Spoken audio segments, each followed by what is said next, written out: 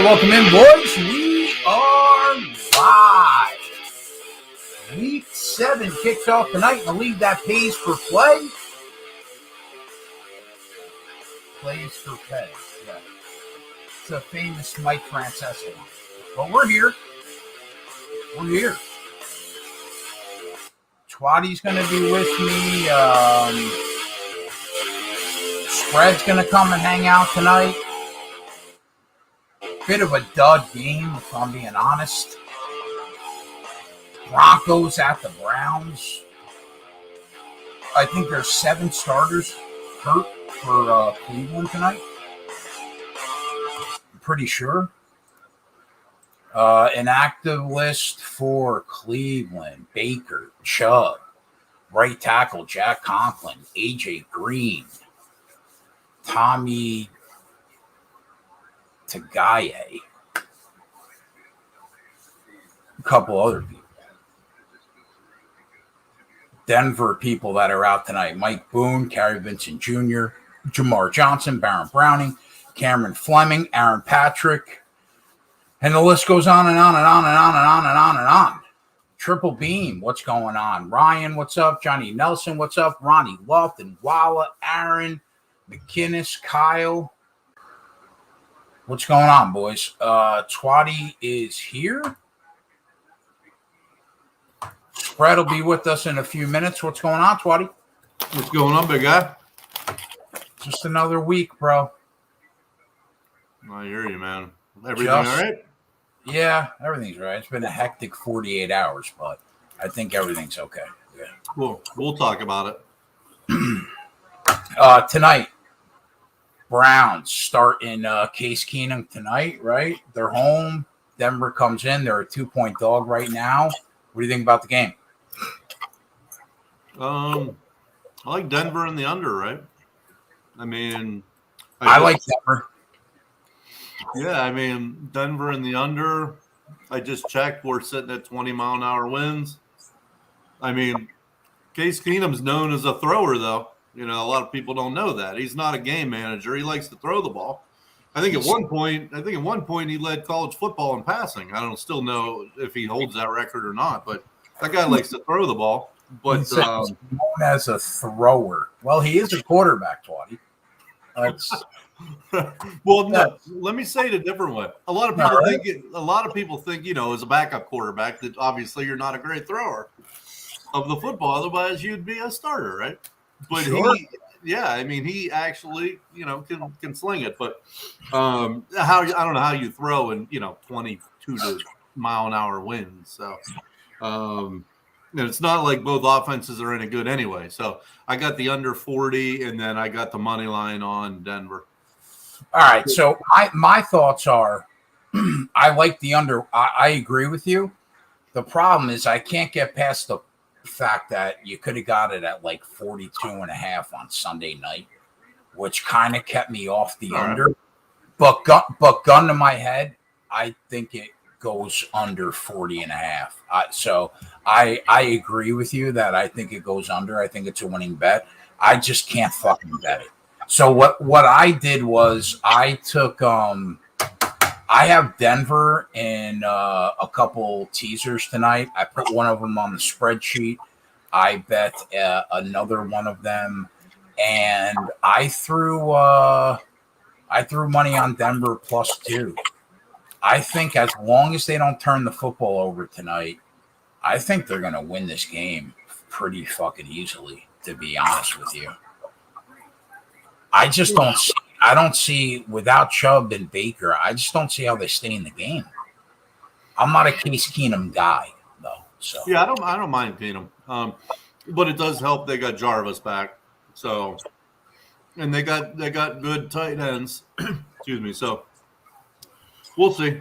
Yeah, I just see I see a lot of ducks being thrown in the secondary. So, yeah, I threw a teaser on the spreadsheet. One teaser that I didn't throw on the spreadsheet, I'll put at the bottom, and that is Denver and the Giants +8.5, because that line in the Giant game, in my opinion, is 3.5 points off what the number should be. You can't sell me on the fact that the Rams were a 7-point favorite on the road in New York last week, and Carolina's only 4.5 points worse. They're a 2.5-point favorite right now with no McCaffrey. I got the Rams 9 points better on a neutral field than Carolina. So that to me, that number is way off the mark. So I'm on I'll throw that teaser at the bottom. Denver plus 7.5, Giants plus 8.5. That'll be the play that I give out to the peoples tonight. Yeah, I actually haven't broke down really much of college or NFL yet. So normally I'm good for giving out some bets on Thursday night, but I got some medical shit just like you going on with the fam. So yeah, I hear you. Other shit to do. I spent 40 of the last 48 hours in the hospital. So I got you. I'm on the same page. All right, let's give out some first touchdown props. I would assume you don't often see a running back at 12-1, right? Javonte Williams. I would think he's got to be in the mix. Well, yeah, obviously. One thing he's known for is that he runs so hard. You know, that's like his thing. He's, I think, third in broken tackles or something this year. Right. So, I mean, obviously that's a good goal line guy, right? But Melvin Gordon's, I mean, been a good goal line guy forever. So that's interesting. Yeah, so I don't know. I would think I would probably go with Jarvis Landry and Melvin Gordon for me. That's probably who I'd go with. And my third would be Javonte. All right. Well, then pick one of the two because I want to throw Javonte on there at 12-1. Well, so what's Melvin Gordon? Melvin Gordon is 10-1. If anybody's got a better number than 12-1 on Williams and 10-1 on Gordon, just shout it out to me. And then what is Jarvis?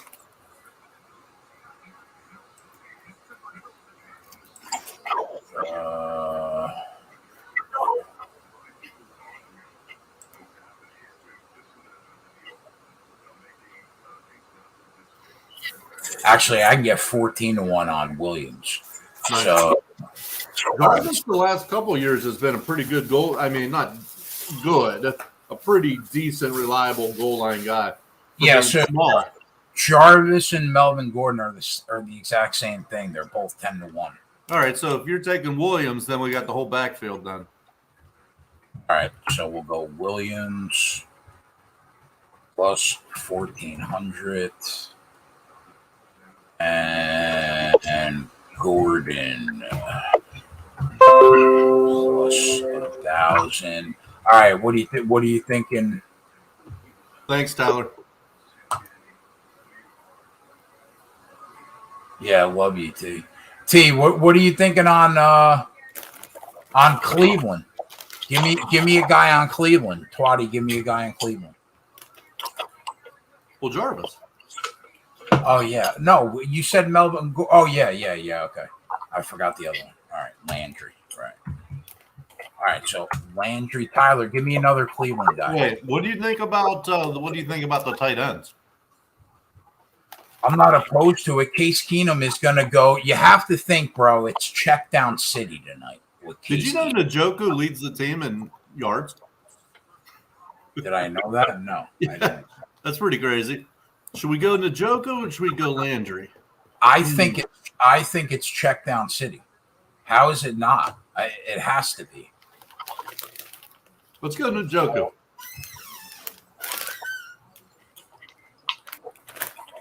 Oh, Tyler's saying Hooper. Hooper or Higgins, short routes into the end zone. Yeah, I kind of agree with Tyler.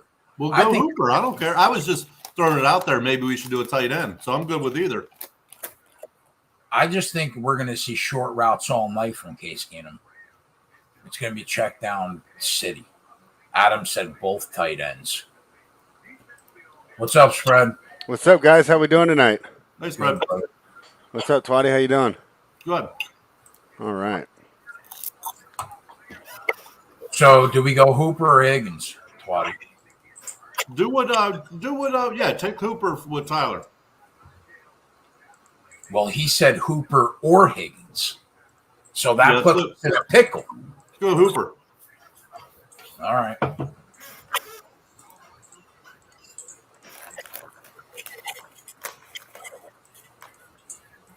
Spread, give me your breakdown on the game tonight. What do you think? Man, I thought this was a tough game to handicap since did we find out if it's going to be Bridgewater or Keenum? Because when we did the show on Tuesday, we know it's Keenum, Bridgewater or Locke for the Denver side? Yeah, it's going to be Teddy B. Okay, I like Denver a lot then. Yes. Yeah, if that's the case. If it was Locke, I didn't want to get involved at all. I felt like it was just like playing a table game at the casino. You know, you could win or you could lose, but hard to find an edge. All right, yeah. Well, I'm definitely excited about seeing some Teddy B. What did you think about the total under, but the numbers moved too much already? Yeah, I also thought that with the turnovers, there might be a little value in the over. Just if Denver can give them a short field, or even Keenum, if he can get a short field, that these defenses might push it over. I thought obviously you lean under, but I felt they did a good job of kind of pricing you out and wanting to make that play.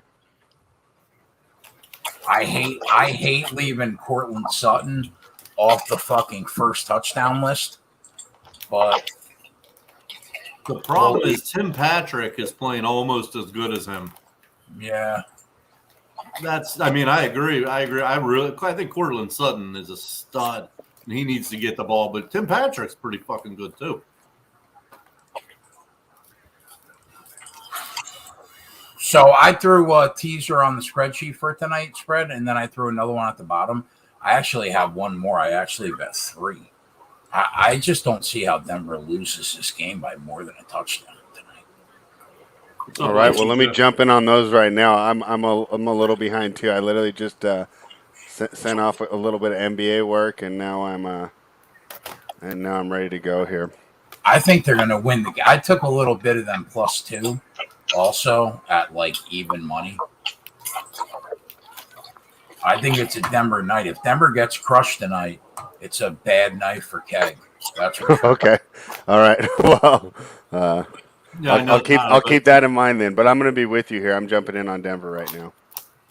Tyler really wants Higgins up there, which makes sense. But is it too late in case anyone bet him?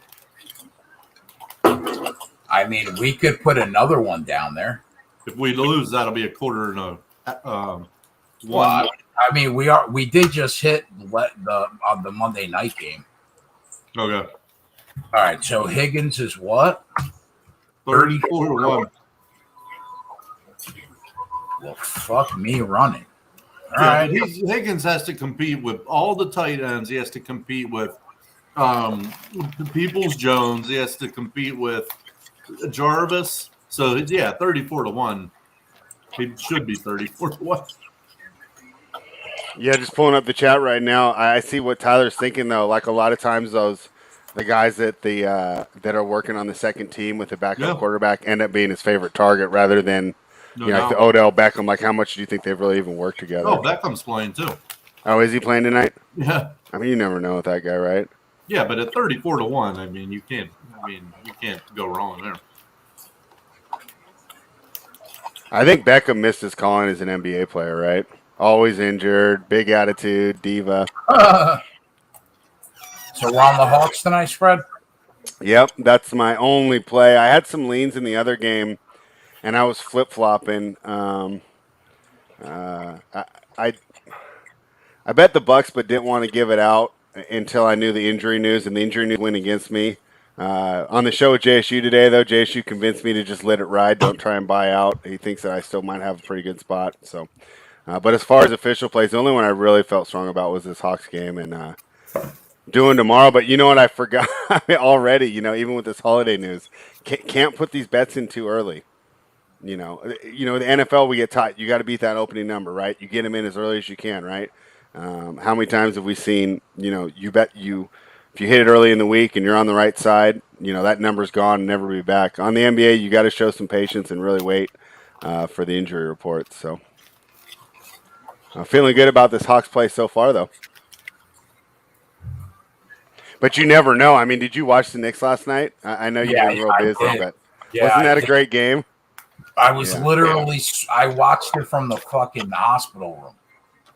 My mother was out cold, and I mean, double overtime, right? Yeah, when they tied that game on the Jaylen Brown and then the Marcus Smart, and then they came out in that first overtime, and they each hit about 3 or 4 threes in a row. I'm like, wow. I mean, what a great opening night for ESPN to get people wanting to watch some basketball. That was a lot of fun.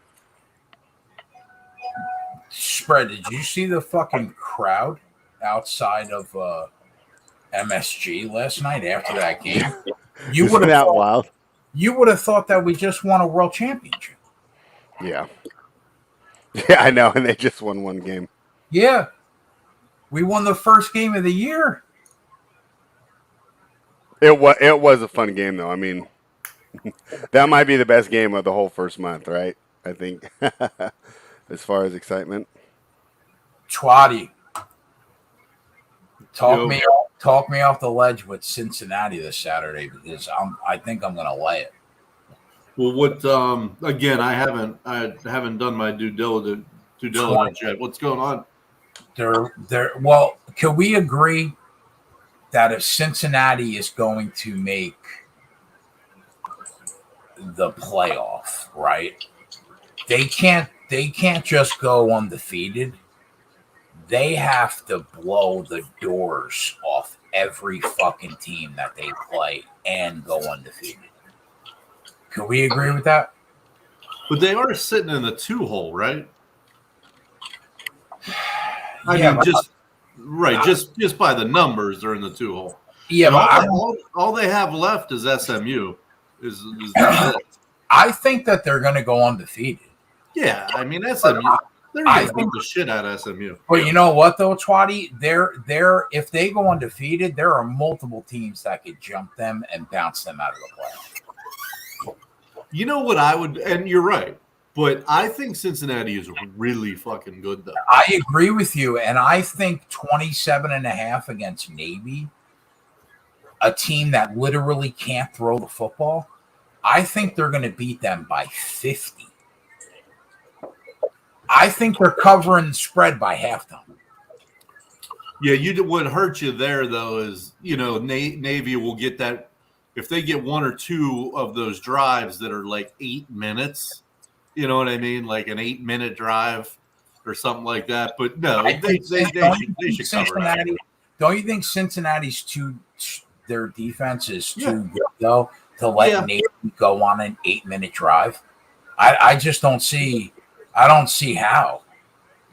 Yeah, but, what I would be interested in is – let's put someone from Vegas in that room when they're doing it. Like, if you have Cincinnati against Ohio State, what's the spread?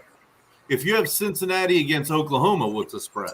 Cincinnati against Ohio State, I think the spread would be Ohio State minus 10.5. See, I would have it. No, let me say, I would have it less than that. I'm not saying what they would or would not have. I would have that at like. I'm thinking about what the book would set the line at, probably 10.5. Right, but what I'm saying is I think Ohio State's probably only 6 points better. In my opinion. I mean, you could be right. Tyler said that they're better than. I think they're better than Oklahoma. Tyler said, "Listen to me. The playoffs going to be Georgia, Bama, Ohio State, Oklahoma," and I can see a path for that happening, even if Cincinnati goes undefeated. I agree. I think that there are multiple paths, where they can go undefeated and still get the shaft.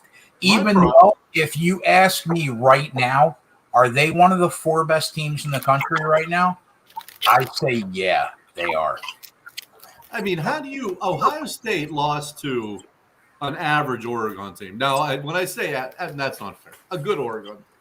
But Oregon's so overrated. I mean, they were like 2 in the country at some point. Stanford beat the shit out of them. Someone else beat them. Was it USC or somebody? Yeah, I mean, Iowa ranked number 2 in the country last week and just got beat by Purdue. Yeah, what I was getting at is Ohio State has a bad loss on their resume. Not bad. They have a semi-bad loss in Oregon. Yeah, but you know what? I think Ohio State's starting to roll. I think the Ohio State team that you'll see in the playoff is far different than the one that you saw early in the year. Go ahead, Hooper.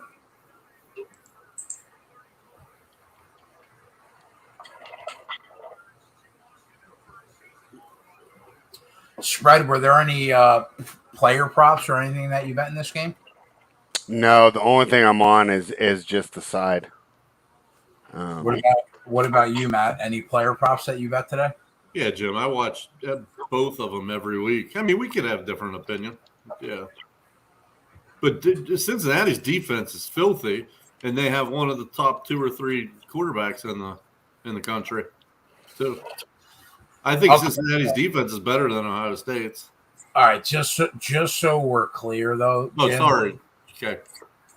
There's no way that the Buckeyes put 40 plus on Georgia. Georgia's got the best defense in the country by 4 miles. Yeah, 40's a lot. No doubt. I mean, but, they could put up 24. Okay. Yeah, maybe. Yeah. 40 plus?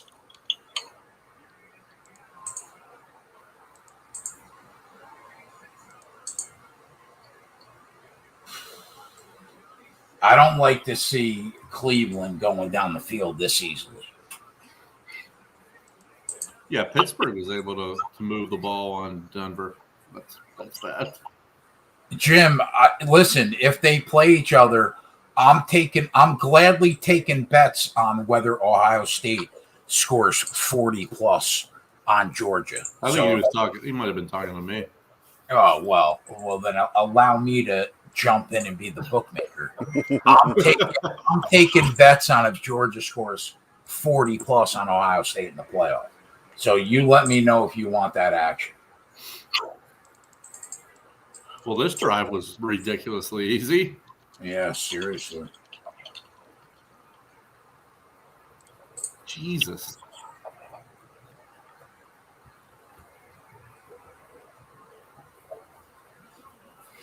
I mean, what happened to the fucking Broncos defense we saw the first 4 weeks? The only thing I can think is just the opposition got better. Yeah.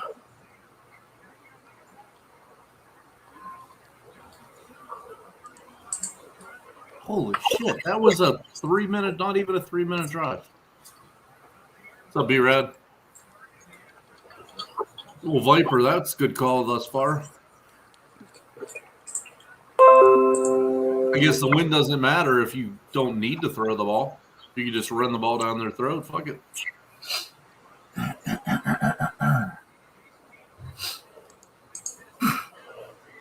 Viper, you're on the over 40. Ohio State scores more than 40. No, I know you're not trying to argue, Jim. It's all good, my friend. Jason's going to get some Olive Garden. What do you think about that? Jason's just trying to fuck with me right now. That's what Jason's trying to do. Olive Garden.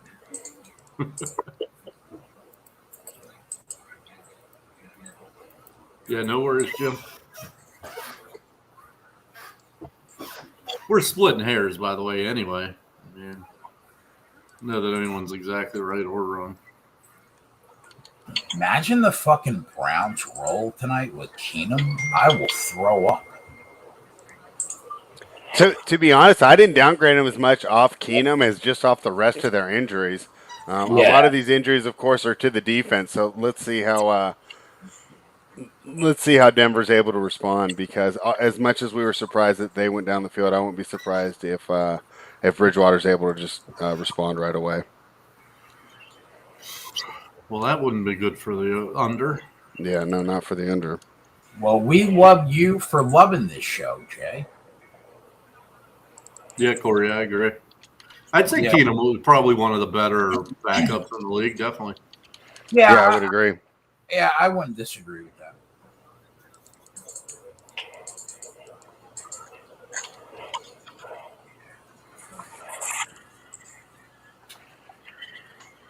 So my first basketball bet, I took an L spread.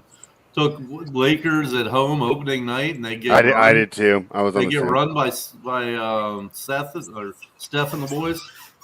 I mean, Are they going to be good without? yeah, they are. Wiseman? They are. They're hurt, and I thought I didn't think that Vogel managed the lineups very well.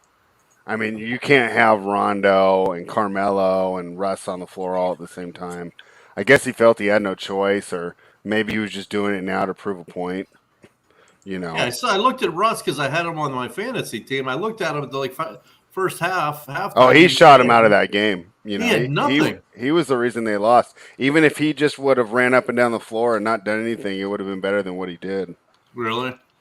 Well, because I mean, didn't you feel like LeBron and AD just every time they got the ball, it Yeah. was just, I mean, because when I picked the game when we talked about it on the show, I said, the Warriors are good, the Warriors are improved, but I still don't think they have an answer for LeBron and AD because they're going to suffer against bigger players. Right? LeBron's huge for his size, and of course, AD a power forward, a center, depending on whatever he feels like that day. And I was right; they dropped 31 and 30, and they were both efficient. It wasn't like they put up a bunch of shots. And then Russ goes 4 for 17. If you divide his usage amongst those guys and a couple reserves, split it into 3. I think they could still came away with that game because they were looking pretty good there until the end of the third or the beginning of the fourth. Yeah. So I think Russ was definitely trying though. I mean, like some of these guys don't care. I don't think you can get on him for not caring. I think that he cares a little too much. I think he was pressing a little too hard, and rather than every time he missed, he wanted to make it up. Rather than just saying, "Hey, it's not my night. Let's get some other guys involved," like maybe some of these other guys would. But he's just pressing so hard, and it just ended up being a disaster. But until they get Ellington and Ariza and these guys back, I'll probably be going against them against other top teams like Phoenix tomorrow night. Of course, they're still going to beat the weaker teams. The Houstons and the OKCs and all that stuff. But I think they might struggle against the cream of the crop until they get that full support back. Yeah, I was talking to Tyler about it earlier today. You're in a tough spot, Spread. It's like throwing fucking darts in the beginning of the season in the NBA, man. Yeah. I mean, yeah, it definitely is. Now my thing is off the first night. I felt good going in because I've done all the off-season prep or everything. So now it's just be careful not to overreact on what you saw on game 1, right? The Spurs aren't going to win every game by 20. I don't think the Rockets are as bad as they look. Things like that. So true. Yeah, it's true. We kind of deal with the same thing in the NFL, but I think the extra time in between games gives us a little more time to process it. Where the NBA, it's like we cap these games Wednesday night, and we turn around, we got a full slate tomorrow.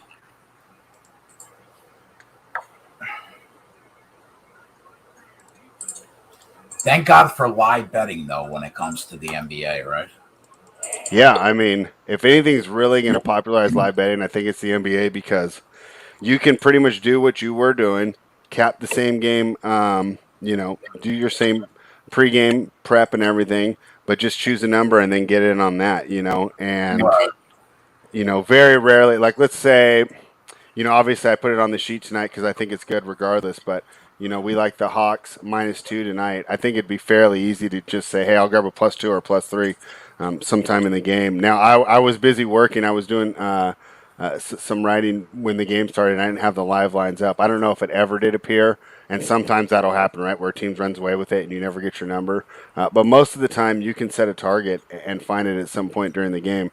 So it's almost like just being able to tease one game by betting it live, right? But you're only dependent on one result. You don't need both. I had like multiple people DM me asking like, how do you and spread do the ARB on both sides of the game? Like, I had to explain that already like 5 times. But Yeah, I mean, just I think it's the easiest way to make money. I think it's the easiest way to enjoy the NBA because hopefully, ideally, right, we've got the plus money on both sides by the end of the third quarter, and then when everything goes wild, you can just enjoy the game rather than. I mean, that Knicks game was fun, and it probably was a lot more fun because I ended up on the right side of it. But boy, was that a roller coaster! Right? How many times? I mean, I'm throwing stuff at the wall, and there were probably 3 or 4 times in that game where you could have got plus 250 on both sides of that game. Oh, for sure. On that one is like that one would have been like the one that really like would be the example of how the live betting is so much better for the NBA than any other sport. When they go to overtime, like every basket you make swings the line $3. Yeah.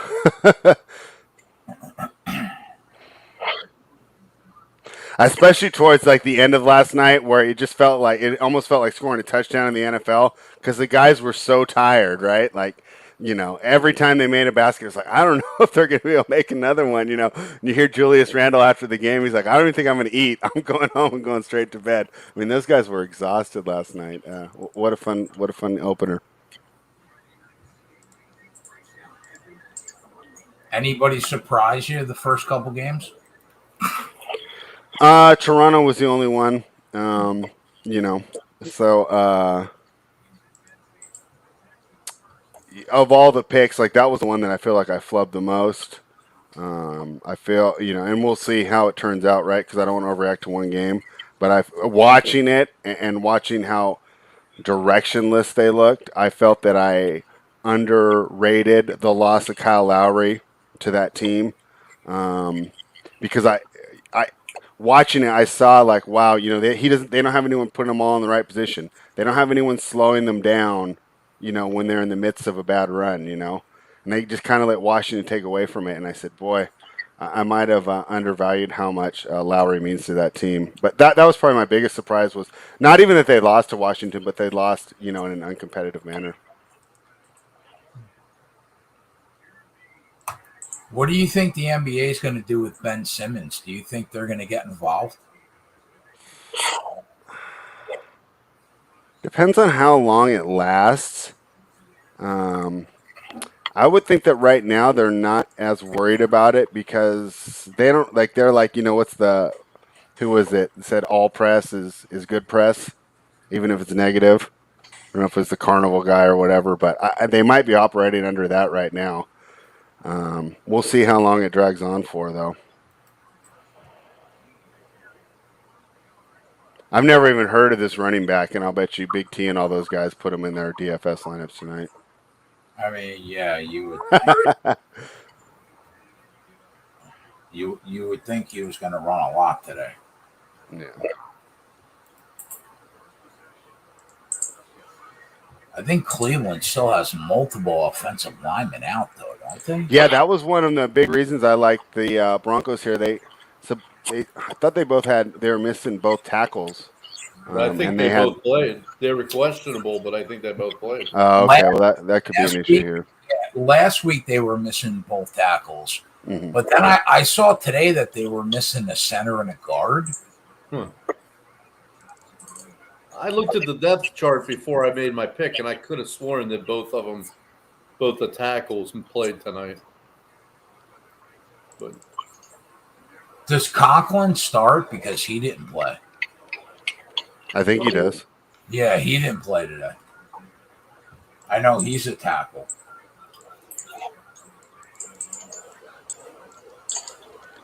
Here, I got their depth chart pulled up here. Let's see.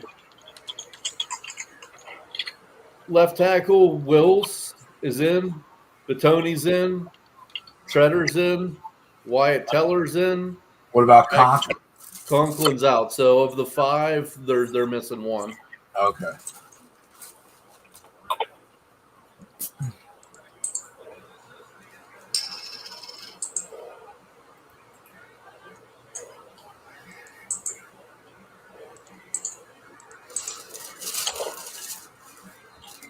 This is all underneath stuff. They need to roll up this coverage. I mean, this is what you would have expected, though, right? Yeah. He's the king of the underneath.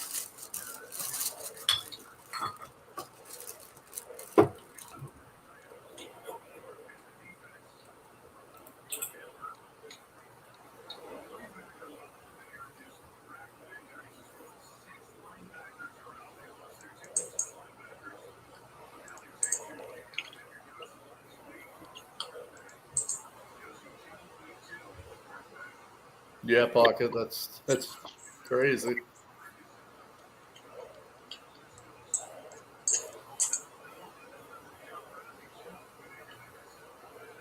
Oh, I'm sorry. I'm just checking the chat right now, guys. Jonathan Nelson, if I like Paul George over 25.5 points tonight. The only reason I'm worried about is I do believe that Wiggins is pretty good. And I think he can give him some problems. If they can get him to switch a lot and he can attack different guys, he will go over. But if they play that same matchup, I think that they'll just attack different players. And maybe like a Man or a Jackson would be the way to go on the overs. Because there'll be, what's it called? He'll be getting Man and Jackson more involved. And those numbers should be about 10 points lower each. So I think I might look to those more, but of course, he's going to get the most issues on the team. Wiggins limited. Yeah, Wiggins is limited, but it's still going to be 20 or 30 minutes. And when you're looking at 25.5, I think that's enough. I spoke to Cheese today. Oh, how's he doing? He's doing good. The contest is on this Sunday. We got a big contest on Sunday, Spread.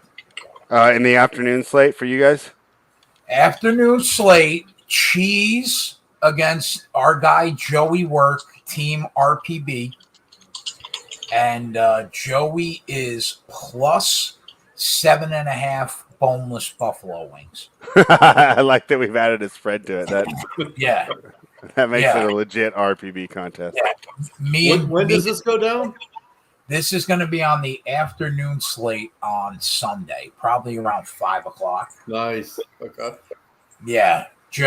Me and Joey got a nickel on him tell me that's in bounds. Tell me that's a pick.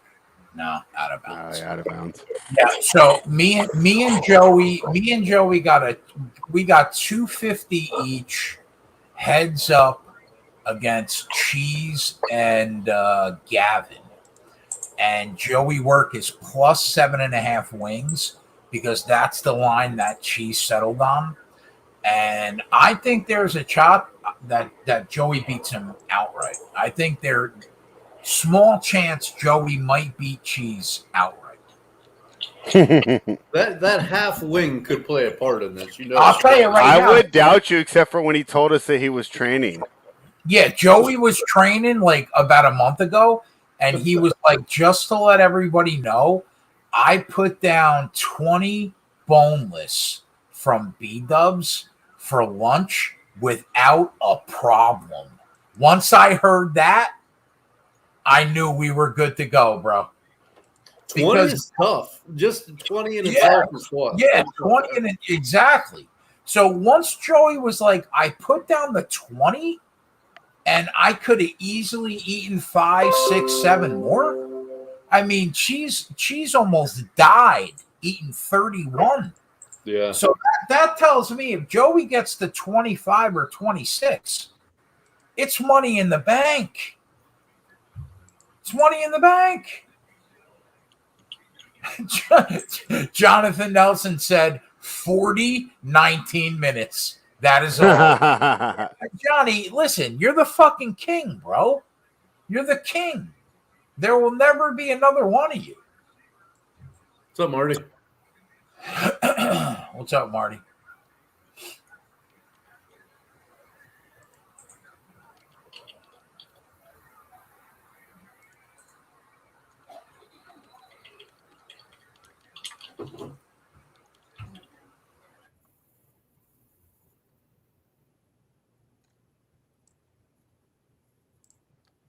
So what else has been going on with you, Matt? Anything fun? No, just got some medical stuff with the family. Been kind of taking over my life for a while, but Oh yeah. I hope that works out for you. I Are you doing more college or NFL? both have been pretty good to me. I haven't really done Okay. much MLB, really. Oh yeah, you told me that last week. Yeah, I just didn't know which one you were working on more. I think the NFL's been a grind this year. I did lose Pitt last week for the first time, 5-1. I'll be right back, boys. Give me a minute. All right, Yeah. cool. What was that game? Well, I bet they were the only team that had gone. Oh, I didn't bet that game. I was so exhausted after the day slate. But to be fair, just with everything opening up, it was my first time. I had some buddies that I used to watch the games with, so it was our first time getting together for a while. And there was so much food there. Right. I came home. I think I passed out at halftime of that game, and I woke up and I saw that Pittsburgh covered. Or did not cover. Seattle Virginia covered. Tech could not score, so I had the over. Oh, you're talking about the college football game. Yeah. I'm sorry. I thought you were talking about the Steelers and the Seahawks. Oh, no. Were you surprised by that one? Were you on the right side there? I didn't bet it, but I didn't think the Seahawks were going to cover. I was surprised. Oh, Steelers. Oh, yeah. I mean, what are you going to do there? You had Geno and a bad defense, so. Yeah, that was surprising to me. So, who's your favorite for this Sunday? I just don't know college that well, so No, I haven't easier for me to talk NFL. No, I haven't put in anything yet. Okay, well, I'll tell you a couple of mine, and you can tell me what you think. Yeah. Even though I'm laying it, I keep doing it. I keep fading Cincinnati. I'm gonna lay it with the Ravens. What do you think of that one? What's the game and what's the line? -6. Cincinnati's in Baltimore. It's in Baltimore.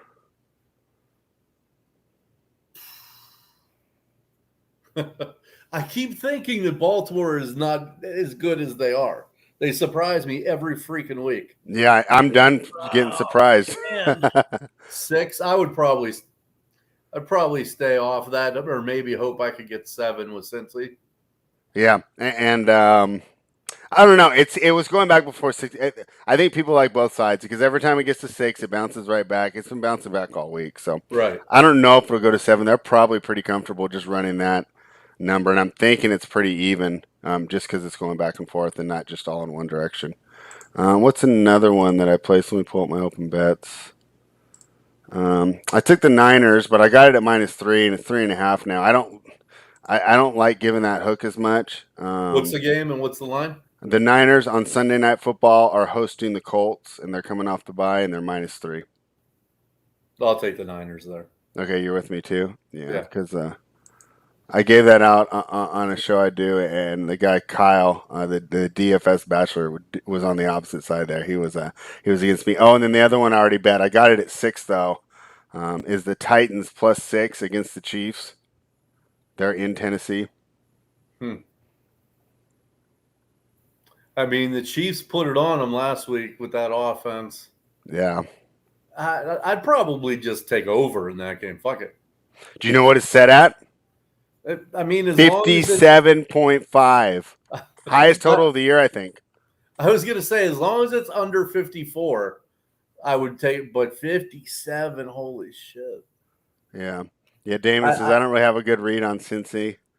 Damon's also on Indy money line. I mean, honestly, my NFL's been mid-lane at best this year. I even told my buddy, because I went 0-3 in the morning, I said, well, I'll win all the afternoon. Because no matter what, I ended up at 3-3 or 2-2 at the end of every Sunday. Right. Because every time I've swept the morning, I've got slaughtered in the afternoon and vice versa. So now it's actually getting me confidence when I drop the first couple games. Yeah, football's been unbelievable. Probably my best football season, I would say. Great. Well, you're doing good then, because this has been probably my worst since Really 2017. I mean, we're only 6 weeks in. or 7 weeks in. I don't even know what week we're on, but yeah, I think I can turn it around. I think I got a little too excited because I did more prep than usual. And I think I bet too many games the first couple weeks and put myself in a hole. I would need a little Yeah. more than that. Keep your eye on it though, because an out here and out there will swing that plus 200. I would need. Well, let me do the math. I would think that their chance of winning this game is 40%. So what we need plus 250? Is that it? So maybe at 250, I would be on LA at 250. I'd consider them 275. I'd probably make the bet.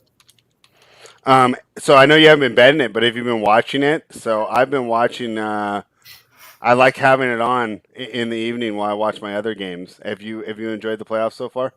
Oh, these playoffs have been awesome. Yeah, I mean, obviously disappointed to have the Giants lose, even though I'm an A's fan, right? So many friends, Giants fans. Don't know too many Dodgers fans, so I was rooting for them, just for my buddies.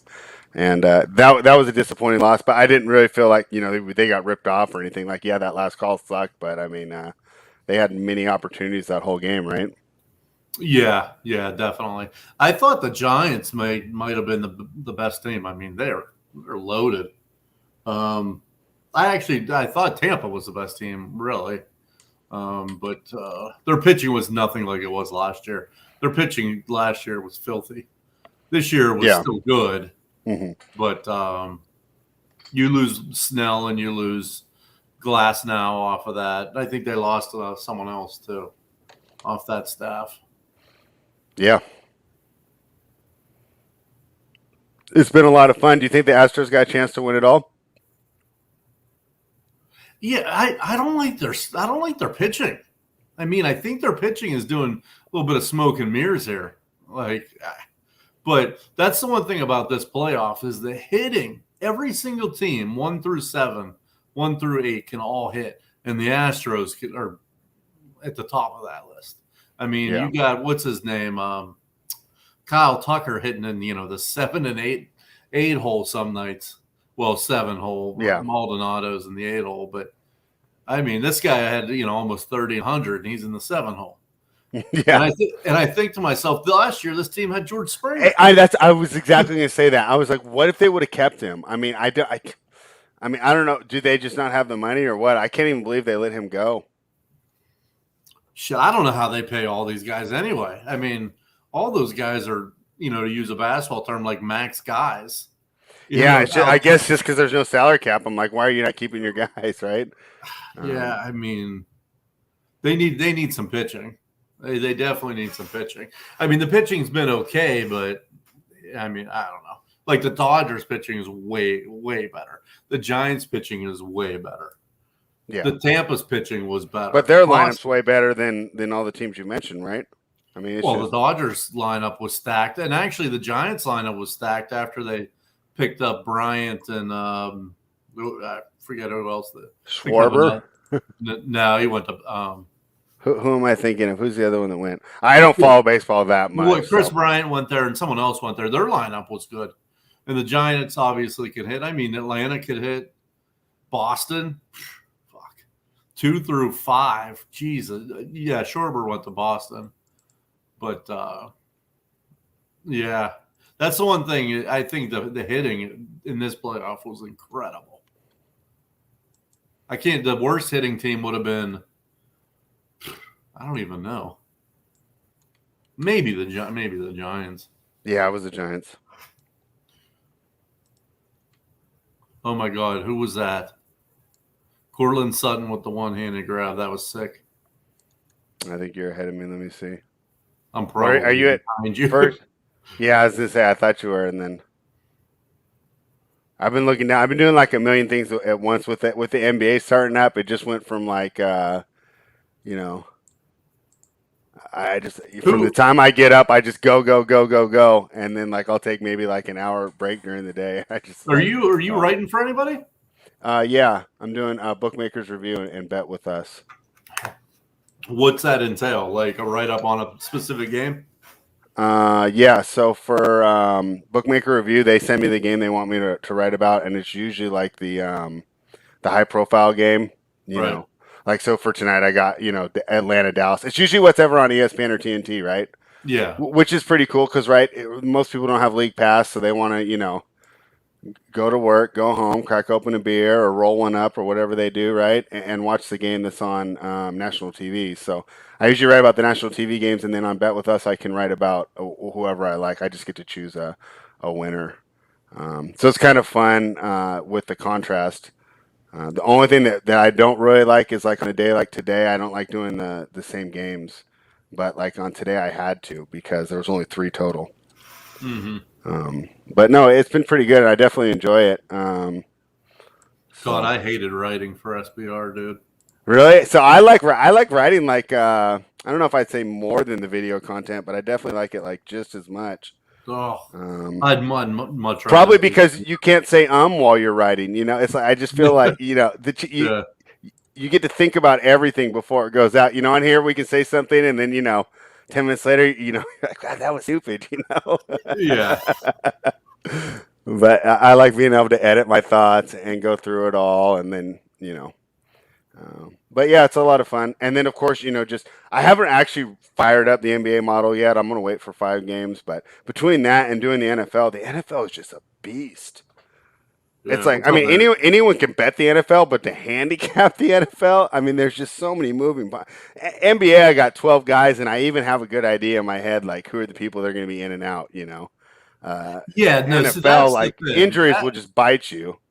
Yeah, that's the reason I didn't like writing for SBR is because they would give me a game. It was like Eastern Tennessee State against Bowling Green Mhm. in college basketball or college football, and I didn't know one player on the fucking team, so Yeah. I had to completely And you wouldn't be betting it research regardless. Yeah. Yeah, where if it was like Alabama against Georgia, well, at least I know half the team. I don't have to completely spend 3 hours researching.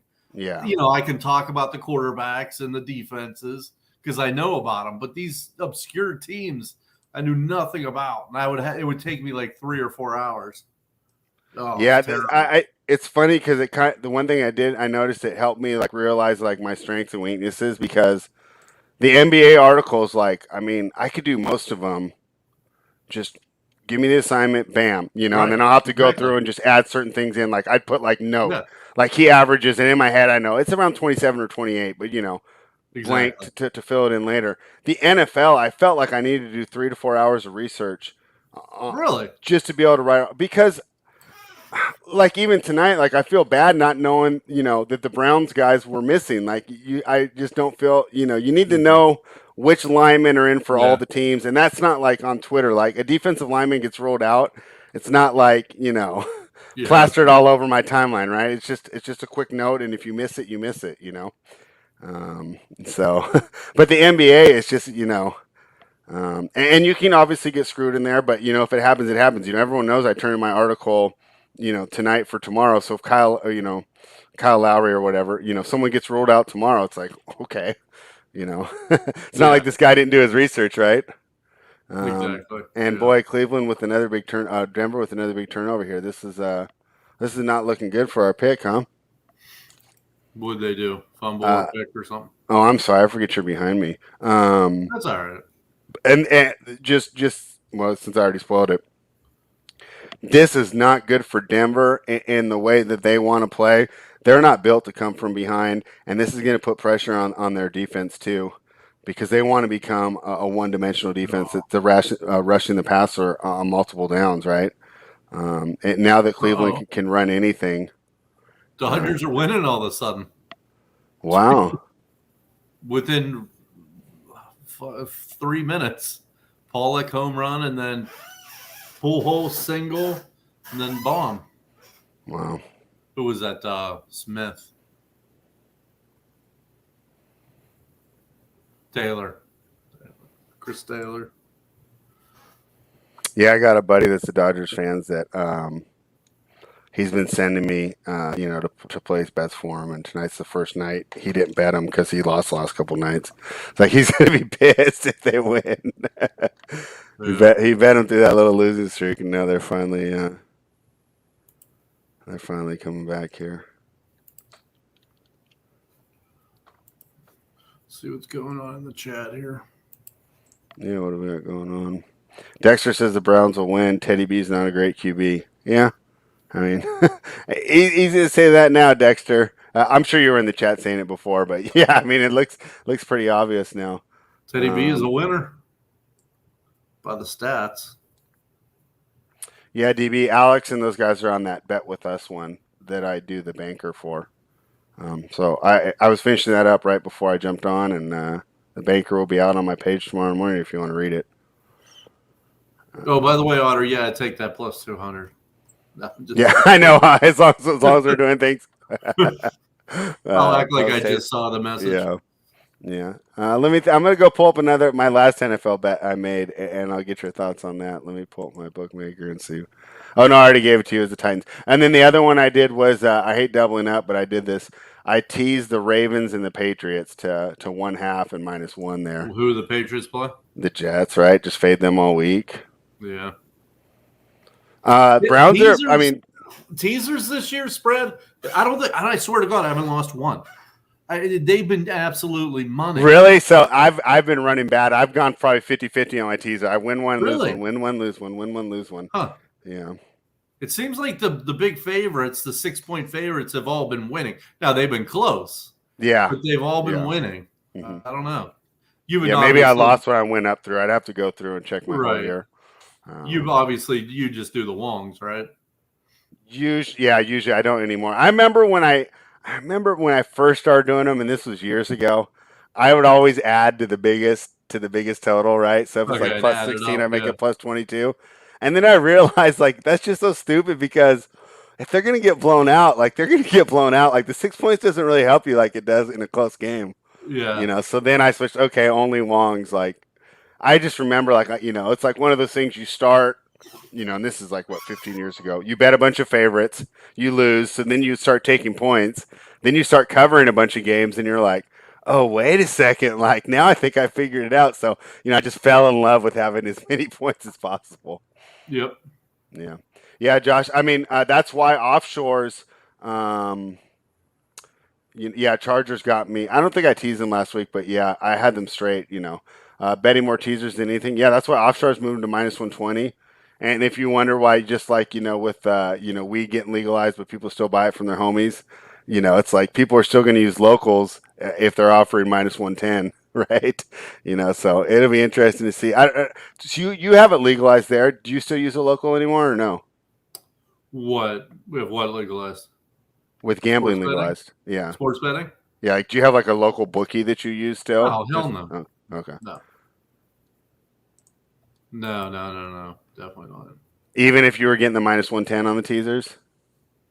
Yeah, I mean, I'd have to go find one. I don't even have one. Oh, okay. You know what I mean? Yeah, to answer your question, if I had one handy, I definitely would have at -110. Yeah. They're good. They're good for the teasers, and they're good because most people who use bookies bet all the favorites. They're good for getting the points if you like them. A lot of times if it's plus 6.5 on bookmaker, you can get a +7 on the local. Right. Oh, shit, I did make a bet. I told everyone when I came on I didn't have a bet. I have Alabama, Tennessee over 66.5. Have you guys ever heard the phrase "never a dull moment"? Yeah. My sister, is that what's going on with you? My sister just comes in my house running up the steps like a fucking lunatic. Given what's been going on, you think that's not good, right? She says, my PayPal was just hacked and your $5,000 is gone. I said, wait, what? She's like, my PayPal was just hacked and it's not from my bank account. They all came for the same exact price in euros. So it's a European doing it. And they took out the same exact amount of money 8 times, totaling $5,000. And it's my money because, just because. I'm not going to explain it, but just because. And so I'm like, okay, calm down. Take all your Mac cards and bank accounts connected to the PayPal offline, and then call PayPal right now and explain to them what's going on and ask them if they are going to pay you back or if the bank account is going to pay you back. So she's in my kitchen right now on the fucking phone with trying to get a hold of PayPal to get $5,000 back. So sorry, I was dealing with that. Yeah, it's fine. I mean, we can carry it if you need to take another break. I'll keep interviewing Twatty about his college football dominance. Oh yeah, what Twatty? What do you like? Anything? Let me know. Well, I had mentioned that I didn't bet anything. I forgot that I did bet on yesterday or the day before. I bet Alabama, Tennessee over. What was it, like 60? Now I don't know where it is now, but I think 66. I got to make up 5K, Twatty. So if you got a winner. Well, all right. Well, first off, Josh Heupel could give shit less about defense. Okay, he's maybe teaches the worst defense ever, and they have a good offense. Tennessee, they push it obviously under Heupel.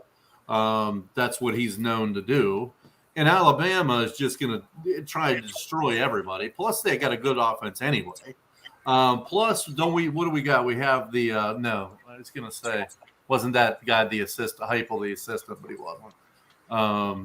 This is not good, buddy. East Coast Poker.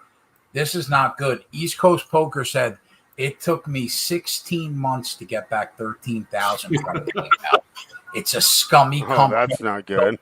But they'll cover it eventually. I mean, do you want to ruin my night, East Coast? Are you trying to ruin my night? All right, so what are we on? Bama, you're saying, Twatty? Yeah, Tedman. I'm thinking Hooker will start because Joe Milton is not good at throwing footballs. But either way, I think Bama gets to the 50s. I mean, Tennessee's defense is terrible. Bama could get to the 50s in this game. So it's 60, what did I say? I forget, 60. I lost it again. 3 or something. Of course, it timed to me now. 66 and a half. You're saying you like the over in the game? Yeah. Well, let me ask you, if Hooker doesn't play, right? Then you just take Bama team total. What do you think about like the spread or like the first half spread? I mean, I just saw that total and I'm like, well, I'm going over that. Trey Turner just got hit in the face.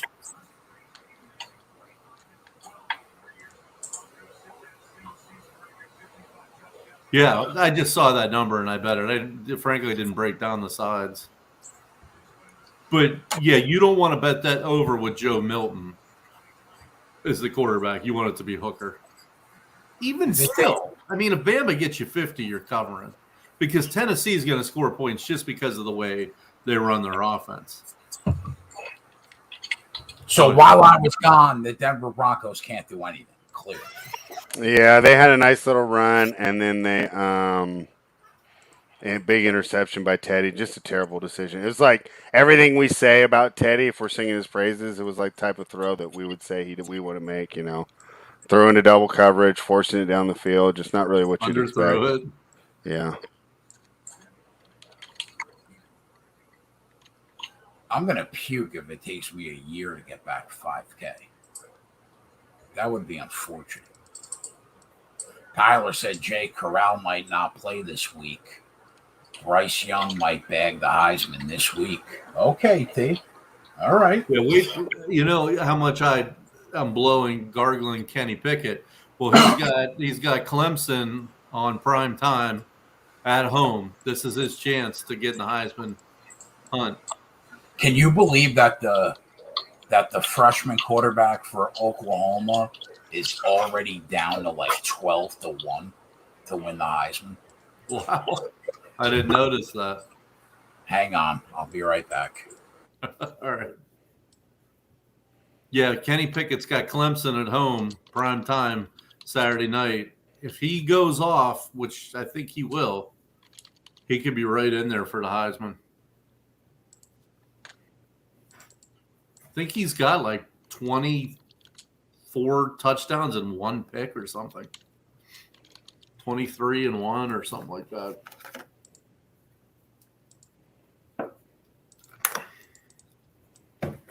Yeah, Matt Corral's pretty tough. So PayPal office is closed. So we got a call. We got a call at tomorrow morning. All right. Does anyone else have a pet peeve that when it's 3rd and 5, the OCs call 3-yard drags? I mean, amen. Bro. Is that the biggest pet peeve in the world? That you don't call a pattern that goes the length of the distance it takes to get a first out? I mean, what was that? A 2-yard out on 3rd and 6? Every team a lot of teams do it. I shouldn't say every team. Yeah, every team. Of course, every team. The Steelers are the worst. You'll see that multiple times throughout the year from every single team in pro football.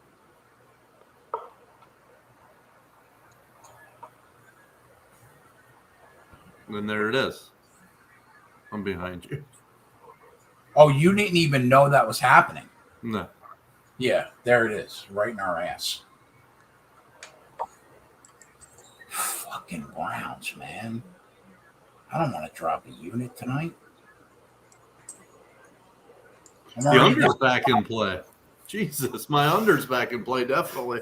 Matter of fact, it's probably under 40 now. I'm down 5 units non-sports betting related. Yeah. Yeah, like Twig said, Teddy Two Gloves disrespecting our money right now. Come on, Teddy. 37.5 is the over-under live. Hey, our guy Pocket QB wants to know why Oklahoma State is +7. What do you think, Twatty? I don't know. They're a way better team than I thought they were going to be this year. I'll tell you that. I didn't break that one down yet, Pocket. Usually on this Thursday night show, I have my shit all together, but I'll tell you what, Twatty, I know it's scary and I know it seems crazy, but if you're asking me where I fall on that Clemson Pitt game, give me Pitt -3. Clemson sucks, bro. They are not a good football team. But my thing is their quarterback. He's a stud. He's got the yips now. He's got no confidence. I think he was like the #1 recruit in the country. The guy can throw the ball. He can run. I just feel like at some point he's going to break out on somebody, and I just hope it's not Pitt. Did you just say he's a stud? He was the #1 recruit in the country, I think. How's that working out? And how about his first game? His first game, he threw for like 420, 4 touchdowns, ran for whatever. That was last year when he had to fill in for Trevor Lawrence. Yeah, I mean, I understand what you're saying. Yeah, I know. I don't know, bro. Pittsburgh's playing way better than Clemson right now. Way better. I know. But Pitt's defense is what scares me. They gave up, I think they gave up 55 points to Western Michigan. Now, I understand Western Michigan is a very underrated offense, but you can't come on. That's their one loss. They lost to Western Michigan. I mean, come on. I'll tell you what, they'll be in that game the whole way. There's no way Clemson's blown. Not the way. Now, ask me why Pickett's playing the way he is right now when the last 2 years he's had like 13 touchdowns and 9 picks.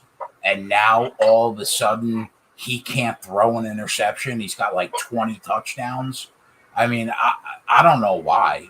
Well, it's a combination. He's gotten better every year. He's been with the same OC every year. They've gotten better together. And they run their offense that they run. I mean, he's just excelling in. And he is a stud. He can throw the ball downfield. He can make all the throws. He runs the ball. He's a good fucking player. He really is. So I don't know. I mean, gun to my head, I'm probably going to be taking Pitt. I hate the 3.5. I mean, I'll take the 3. I don't think I can take 3.5 though. Yeah, I mean, 3's been out there all week. I think Cincinnati is the play of the week, and their first half too. I think that they are going to dick stomp Navy. They're going to beat them by 50. Yeah. Because you know what, bro? That Cincinnati defense is going to have that team going 3 and out a lot. And they can't throw the football. Cincinnati has arguably the best cornerback in the nation anyway. But their defense is good. Yeah. I mean, I think they're just going to destroy Navy. The problem for me is why can't I think of his name? The coach. I don't think he likes to run it up on people. And I saw that last week. Like they were scoring in spite of themselves. And I know they need style points, and I just don't but that's the thing. Like they don't have a shot. I'm telling you, bro.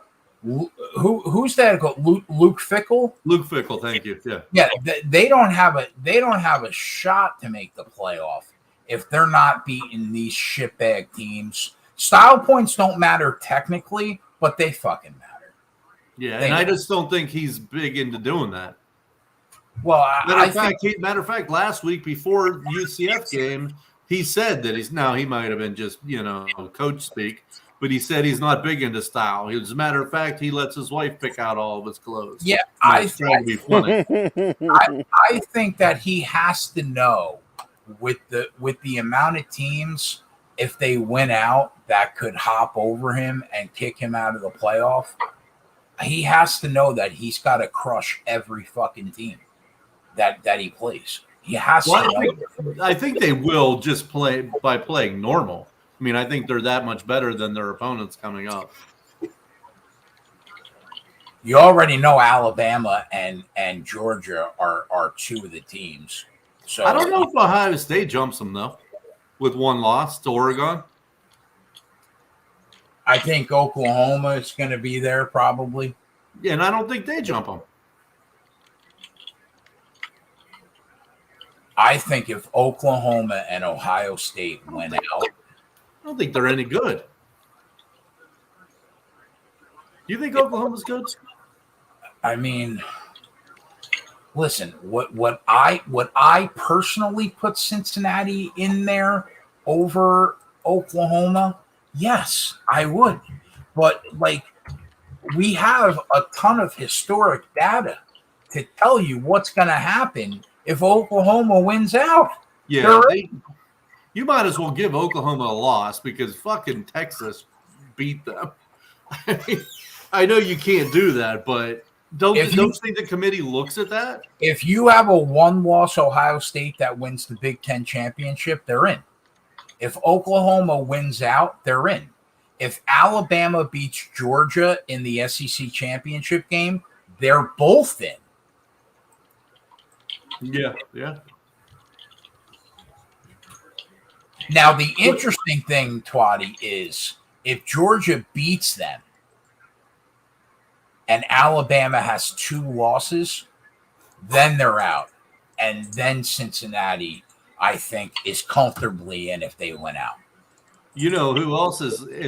Michigan and Michigan State are both undefeated. But what's funny about that is I know.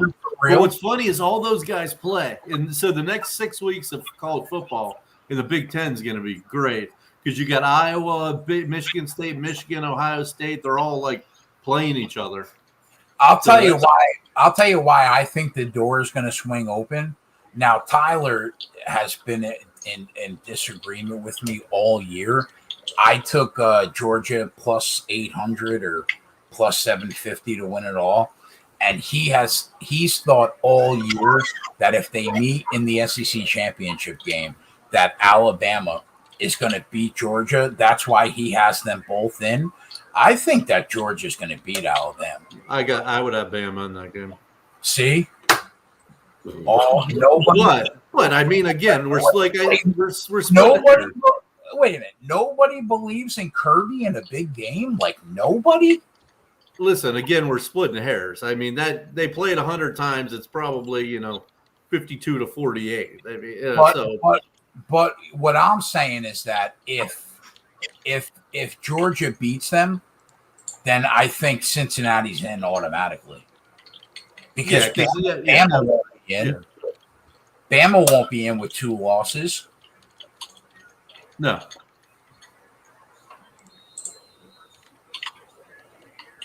This under is looking good, I'll tell you that. Oh yeah, yeah. I mean, definitely.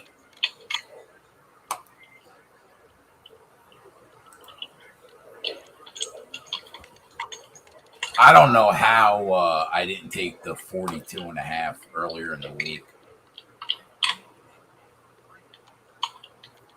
You took, what did you get? 40.5? Yeah. Yeah. But again, I just looked at the game today. Amateur. Yeah, I know. What's the live under right now? Probably 35. Man, Cleveland. 36 I have. I got 37. Cleveland. Oh yeah, they just got a big run. I see 36.5 at DK. Man, Denver sucks if they can't beat this team. Cleveland's still running the ball. They're like, we don't care if our backs are out. Yeah. I think that's smart. Stick to who you are as a team. You don't have time to redo your whole identity on the fly, you know? Now, me, Tyler, and JSU, like, I'm high on Cleveland when they're at full strength and they have everybody. But, like, no running backs, no quarterback, and you're missing a tackle, and, like, it doesn't even matter. You're about to go off 17-0. Thank God I only put one teaser on the sheet. Fuck me. Tony's got the Broncos linked to like 9 teams. Oh, are you serious? Yeah. I think he can afford it, hopefully. Well, I mean, that guy puts a six-figure screenshot every other week. Yeah, I think he's good, Spread. I would agree. He's in one of those streaks that you hear about, that for sure. Yeah.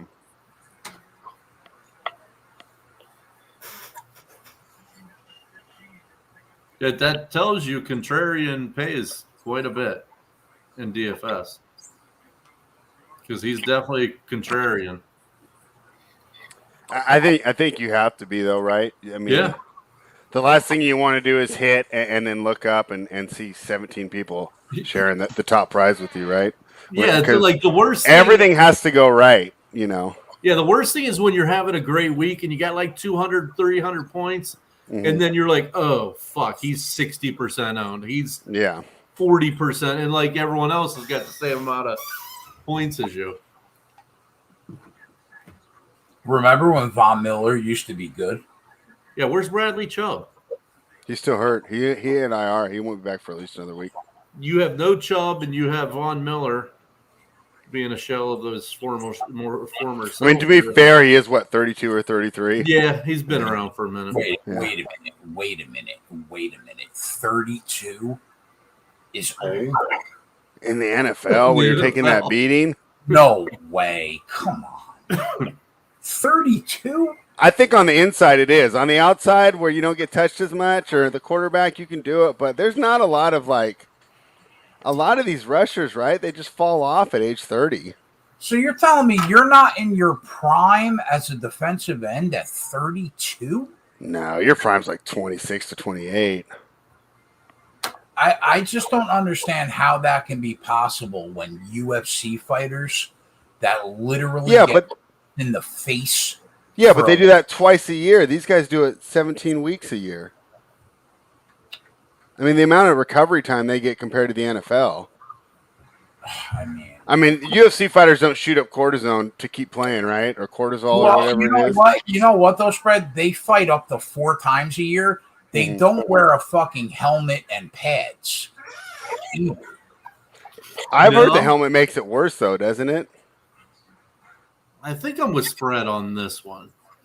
I think if you're an interior lineman and you're constantly fighting, a 300-pound guy hand-to-hand, you're getting cut at the knees.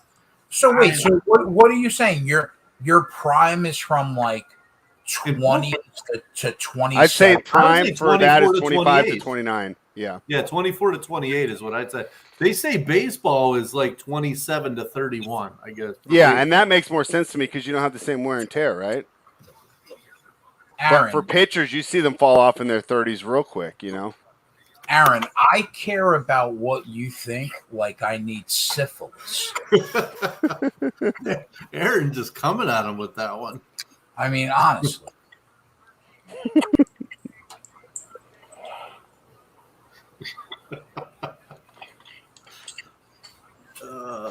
Shit.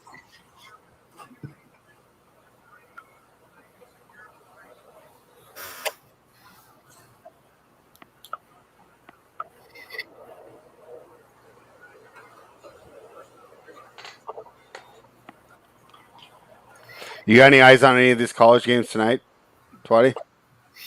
No, but I'll take a quick look at them. Yeah. You know what I do spread? You probably know this about me. There's like five to seven teams that I bet.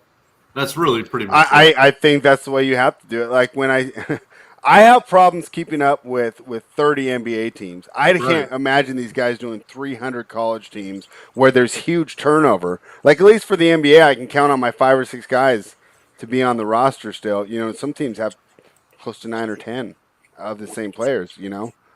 It's just amazing to me. That's why I always thought, you know, the best college cappers always chose a couple divisions and just rocked those. You know, they weren't experts on every single game, but you know, each person has their own method. Oh, this Memphis game's tonight? I don't know. I got Arkansas State on my TV right now. It's 14-10. I think Arkansas State. I grabbed a little of them at plus 18. So let's see if that goes well for me. Beckham on this team is like a complete abortion. He just runs a route. It's not even out of the route yet and gets hit in the back with football. Doesn't even know it's coming. Yeah. Oh my God. What was that? Gav said Memphis is tomorrow and they're out to -2 right now. Yeah, I mean, I'm fading UCF. They look terrible. Did Arkansas just score? Are they going to take the lead as 18-point dogs? Am I going to wish I took the money line here? Wow. Wait, Arkansas is playing? Arkansas State is playing Louisiana. All right. Yeah. Let me take a look. I'll look at these games real quick. Yeah, it's pretty interesting as far as as far as gambling. I don't think there's any. You know, Penn SMU Tulane. I didn't get involved in that one. You know, Penn State, if Clifford's healthy, and I don't know, maybe someone in the chat could, because he wasn't healthy against Iowa first half or second half. They should. I mean, Illinois probably shouldn't score. Furthermore, I don't think Illinois scored last week. I think they got shut out. I mean, so 23.5. If Clifford's healthy, I could see that being 35-7. So I wouldn't mind Penn State. I'm going to look at the chat, see if anyone knows if Clifford's playing. I think Clifford plays. Gavin says, okay. Let's go back here. Yeah, DB, that was a very disappointing sequel, my friend. I was very disappointed. There will be one more movie. You're right. But very disappointing. Here's one. What is Wisconsin 3.5-point favorites over Purdue on the road? I mean, Purdue just beat the shit out of Iowa in Iowa City. Wisconsin may be the worst team to watch. I mean, they have no offensive continuity at all. Who we thought they had a good quarterback. Their quarterback blows. Purdue should win this game. They're getting 3.5 points at home. I think Purdue may be the better team. Yeah. Do you watch Succession? No, but I've been seeing the it's currently probably the best show on television. All right. What's it? Which platform? HBO. You need to watch season 1, 2, and 3. Season 3 just started. Sunday will be the second episode. It is so fucking HBO Max? No, you could just go to like your HBO on the Yeah. It's so good, bro. Oh, Y2J is with me. Cool. All right, let me just keep going here, see what else we got. I just don't see how Wisconsin, I don't know. I watched season 1 and 2 like again for like the third time because I knew season 3 started to come out last week. It's so good, dude. It's so good. Yeah, maybe I'll put it on after the game. You're goddamn right you will, and Yeah, you'll love every minute of it. How about and that? I'll give you an update tomorrow. You'll like it because it starts out. It'll hook you right off the bat.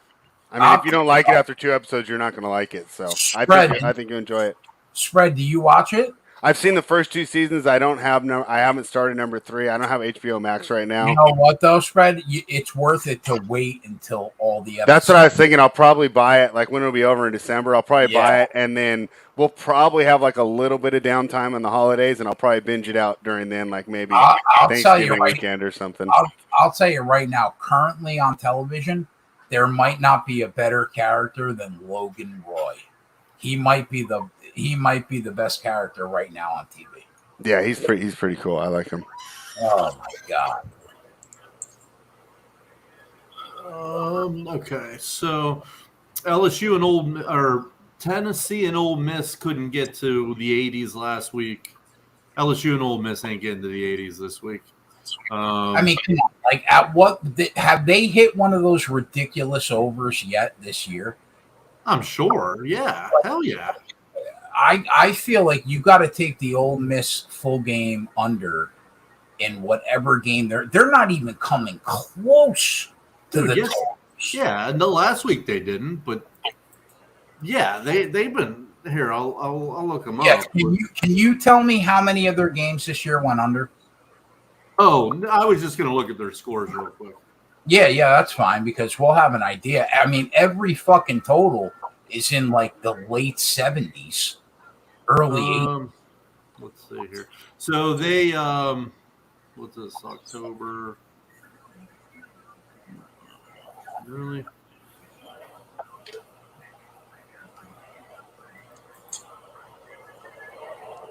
When did the season start? September 6th. Okay. So they started with a 67, then they went to an 81, an 82. Then they played Bama, went to 63, and then they went to 103. So they had 3 of their 6 games were in the 80s. So basically, every other game went under them. Yeah. Okay, so they're 3-3 so far. Yeah. So, but to your point, I'm with you. So I shouldn't even last week they played Tennessee. Josh Heupel could give a shit less about defense, and there was only 56 points scored in that game. So I doubt they're getting to 80 this week against LSU.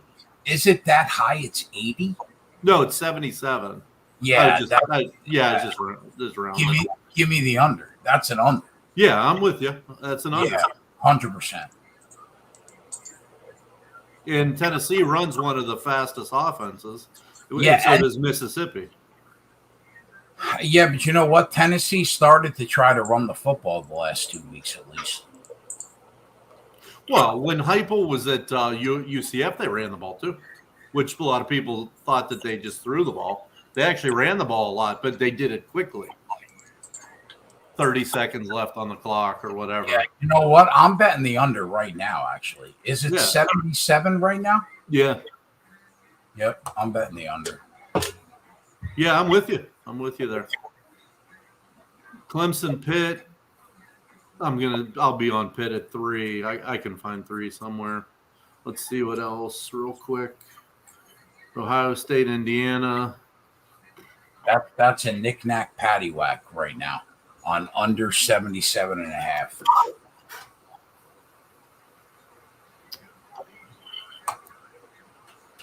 Tell you what, that Ohio State, Indiana, that's kind of a low total. You think 58?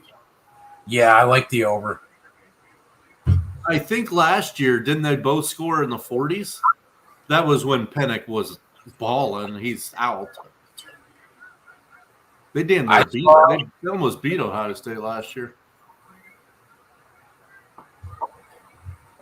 I mean, Gavin, to be fair, I mean, I was at the hospital Monday night, I think. But that's what we've been saying, Gavin. Ole Miss against LSU. Why? What did you think we were saying? I don't know. Gavin sends me like a cajillion messages to bet every week.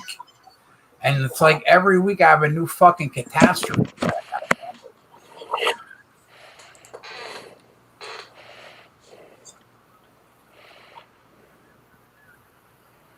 So you think? Oh, you said Tennessee. Well, yeah, because you know why I was saying that? I was comparing the game to last week.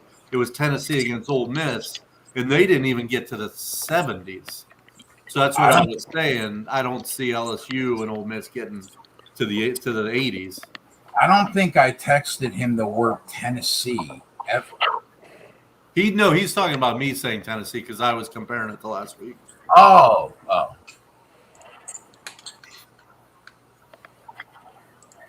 Yeah, I like the under. So what do you think? Do you think that goes over, Gavin?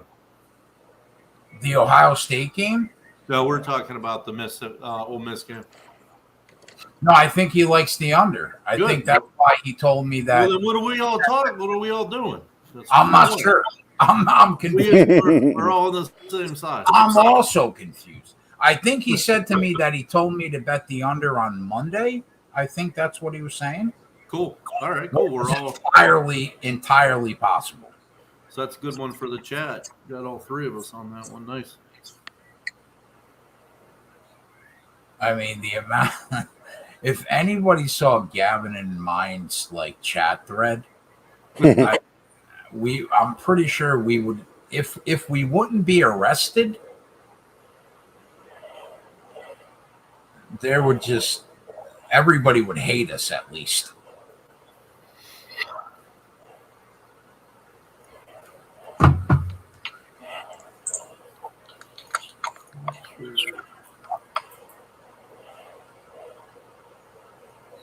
I do like the over in that Ohio State game, though. I just wonder how much Indiana is going to contribute. I think enough to get over, though, don't you?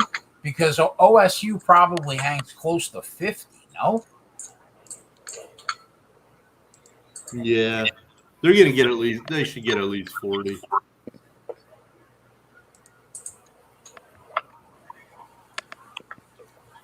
Teddy Two Gloves has like 58 yards passing. What is he on there?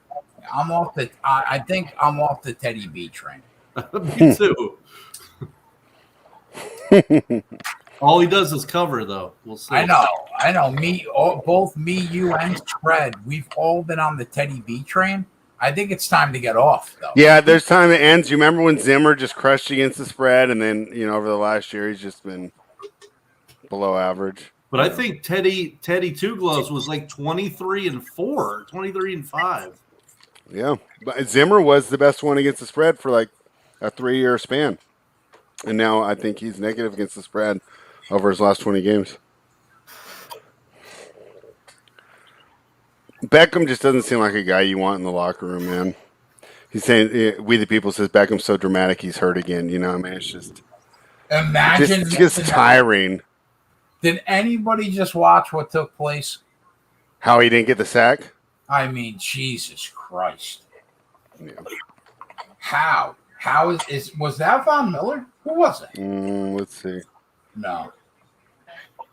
Who's 53? What's his name? Cooper. Oh, okay.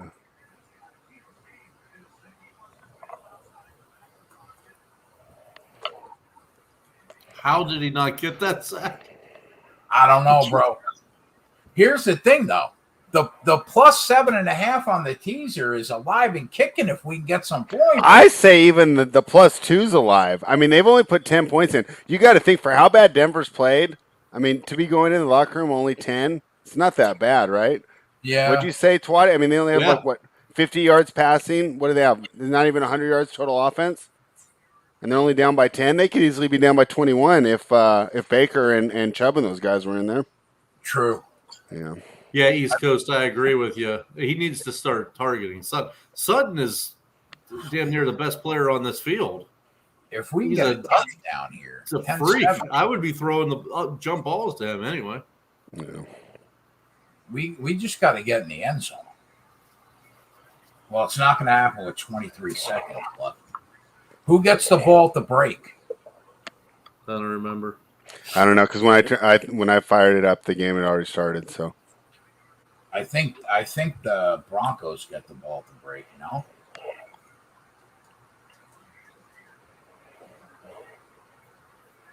I mean, could we like nothing? Yeah, there we go. Let's get a 50-yard pass interference call, boy. That's so ridiculous. They're like chilling on the sideline. Brad, you settle down. I'll take it. But I'm just the anti-pass interference guy. Like we are here. Listen, he was already out of bounds, but you know what?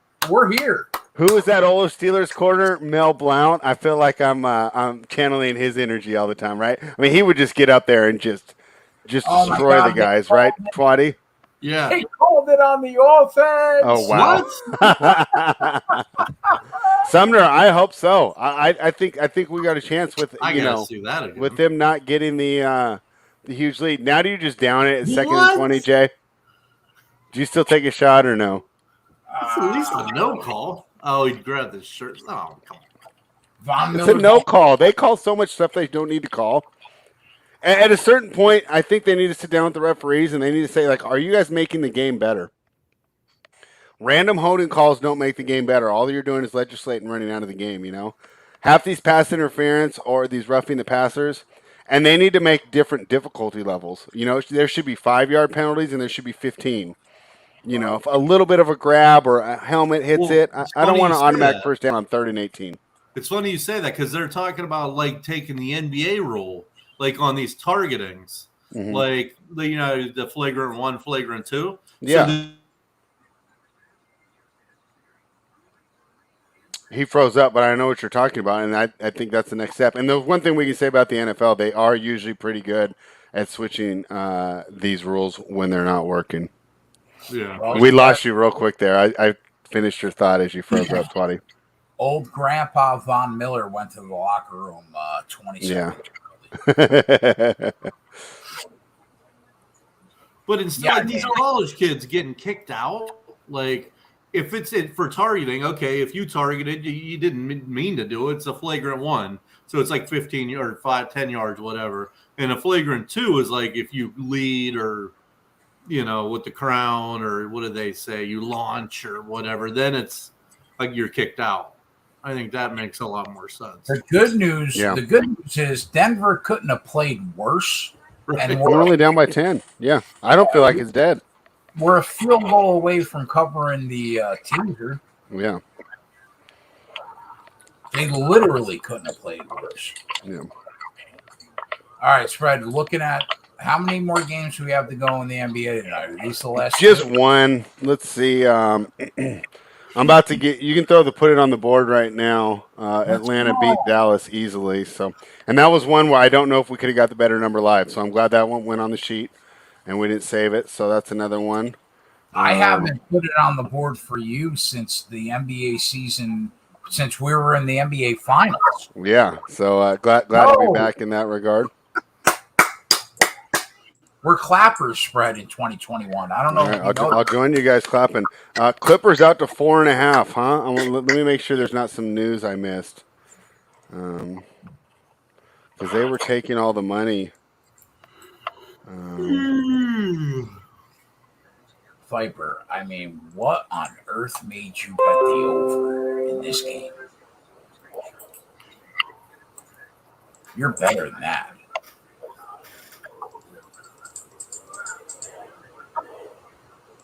Well, I mean, Cleveland did go right down the field and score 7. And I thought, oh, shit, maybe I'm on the wrong side.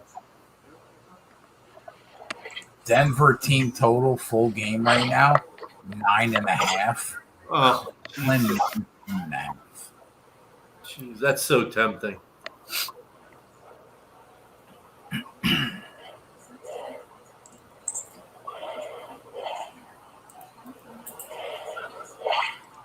Teddy's got 58 passing yards. Imagine.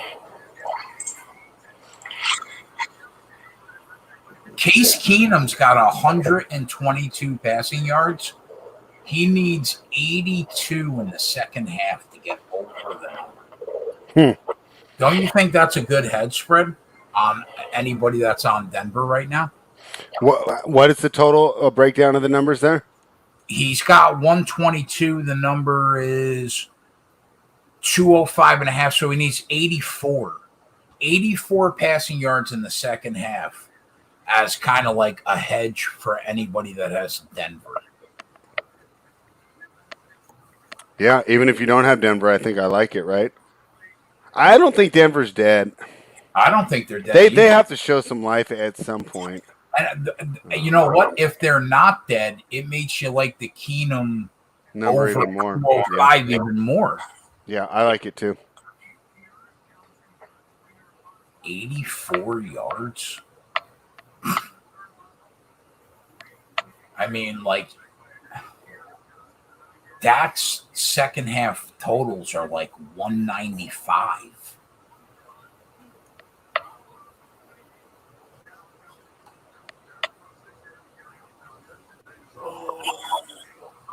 Twatty, you don't like that? What's that? Keenum to have 84 passing yards in the second half? Yeah, but that's a thing. Yeah, like you could bet that right now. Fuck yeah. I don't think that's a bad hedge against Denver if you're already on Denver plus 1.5. I mean, you just had the numbers is just too good. I mean, obviously, if we look at the game script, it probably doesn't support much passing. If he throws a flat to a running back that gets 35, that's guaranteed. Again, I think the number is just so good that you got to play it. I mean, again, the game script is going to say that he's not going to throw for much yards, but 85 isn't much yards. Well, I mean, they're up 10-0, not 24-0. Well, no, but you have you're a good running team and you're winning. That's why, and it's windy. Those are the three reasons that it says that he won't throw for a lot. But I'm with you. 85 is not a lot. Johnson's got 64 rushing yards right now for Cleveland. His number's 101.5.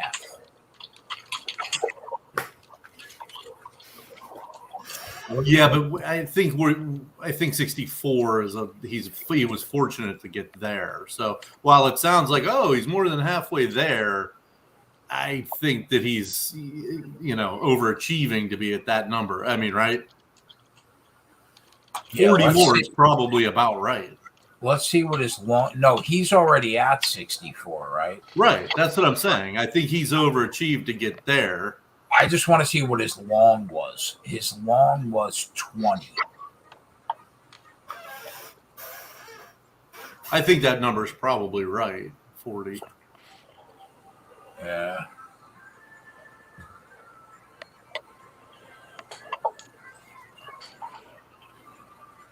Here's the one that, I mean, you've got to think has to improve is Teddy Bridgewater's passing. I mean, he's thrown for 58 yards. What is that one at? He's behind. You know what I mean? Is 197.5. What? That's his number. Well, so they're expecting him to get another 140 yards? Right. He's only at 58. Well, fuck. That's a no-brainer under. You think that's a no-brainer under? 200 for him to throw for 200 yards? Yeah. And he has 60. 58. Yeah. He needs 140. 140 gets him there. Yeah. I'm not giving it out, but I'm going to play it. I don't have to give out bets anymore, remember? So. Are you going to play it? Yeah. Well, let me see what number I can get, though. I mean, Cortland Sutton's got 1 reception. His live number's 3.5. Noah Fant has 2. His live number is 4.5. Patrick has no catches. His live number is 2.5. That's crazy. I think Sutton should get at least 6 targets, I would think. Let's see how many targets he's got so far. I think he has like 1 catch for 25 or something. Yeah, but only 1 target too. Yeah. Well, he was the target of that pass interference, so 2. I mean, if you Noah Fant's got 2 catches on 3 targets. Javonte Williams, 3 catches on 3 targets. Melvin Gordon, 1 catch, 1 target. That's it from Denver. Yeah, I mean, I think Sutton will get.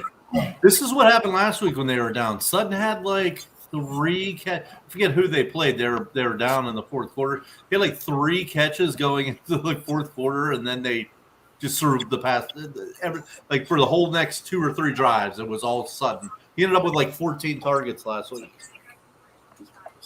Tommy says, any chance that Locke comes in for Denver? I don't see how. Yeah, and I wrote back. I don't think so either. So Landry has 4 receptions on 5 targets.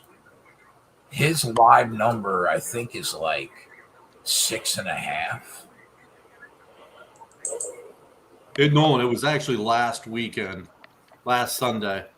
It was the game. Who the fuck did they play? It was last Sunday. Wasn't the Steelers though. But I know, yeah, they were down in that game too.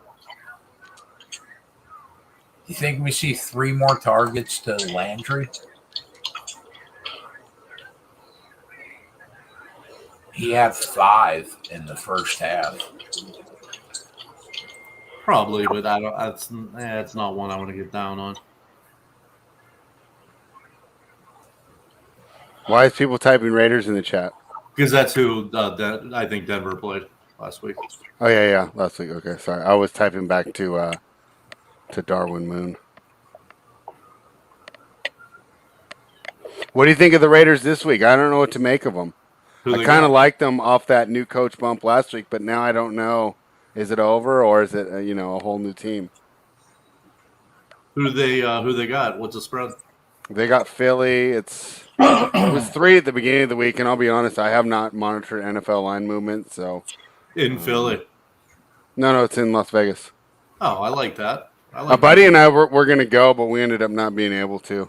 It was just too late to set it all up. I kind of like the Eagles. Really? On the road? Yeah, I haven't bet it yet. Originally, I liked the Raiders, but their line is the Eagles are getting most of that offensive line back, and I don't know. It could be a letdown, right? God. Jay, what do you? I mean, Jalen Hurts is playing like shit. Devontae Smith is not living up to it. I think Smith's doing well. I think that his issues have to completely correlate with Hurts. When you watch his routes, he's getting open a lot. Yeah. Well, no. Yeah. You're exactly right. But he's on my fantasy team, so I do know. Like Hurts is just missing him. You're right. He's open. Yeah. I think if they can run the ball consistently, I think they're live. If they can't run the ball consistently, then they're probably not as live as I think they are. Yeah, that was one of my concerns. Is I think the Raiders' run defense is better than their pass defense. I think their weakness is in the secondary. So that's not bad. That's not bad. We the people. Yeah, I was just about to say I don't think that's a bad at that number. I think that's a good play too. Yeah, it's windy. They'd probably be throwing a lot. Yep, I got no problem with that. I mean, when he's playing that, he's basically going off our idea that Denver's not done. So let's hope this team shows a little bit of fight. Otherwise, Fangio might be back to being a DC next year. Do you want to hear something that's crazy? I think Hurts, again, he's my quarterback in my fantasy. I think he's like the 5th or 6th best fantasy quarterback. And he's a terrible, but that's just because running yards means so much more than passing yards, right? But it's so funny. Like they need to do the fantasy different. Like how can you have him being the 5th best fantasy quarterback and the 5th worst quarterback in the NFL? Like it's just because 80 yards rushing is worth more than 300 yards passing. Yeah, and he rushes for 1 or 2 every week, which is worth 6 points. Yeah. Yeah, instead of the 4 that Brady gets for just finding his receivers all the time. Right, so if he but you'd rather have the quarterback that finds the receivers. Yeah, if he rushes for 2, that's 12 points right there, plus his yards. I mean, he's a killer in fantasy, but a terrible NFL quarterback. Nolan says Hurts ain't up to speed yet in the NFL. I mean, if you think that, then I mean, what does that mean for like Justin Fields and like Zach Wilson Mhm. if he's not up to speed? Yeah. Is he really Jay, reading people? Well, I mean, shouldn't he be warming up regardless? Well, he'll throw the ball downfield very inaccurately, but it'll at least Yeah. it'll go downfield. Jay, do you like the Ravens to cover this week at -6 against Cincinnati? Oh shit, he is coming in. Wow. All right, let me flip it over to this game. Enough of Charlotte and Eddie's FA. going off. Wow. Shit. Huh? Well, I'm glad I didn't pull the trigger. Well, yeah, on we're just capping this game all wrong, huh? Wait a minute. Bridgewater's in, bro. What the fuck are you talking about? I did. You're right, but I did just see him warming up. Like not like Gregory's messing with us. Warming up to what? Give him a Gatorade? I mean, you should. A backup quarterback should just be warming up, right? Like you got to act like you're ready. Teddy was limping. Listen, Teddy B ain't coming out of this fucking game. Yeah, I didn't think so either. After the competition, you can't start flip flopping like that. And Fangio doesn't seem like that type of guy either. He doesn't seem very impulsive.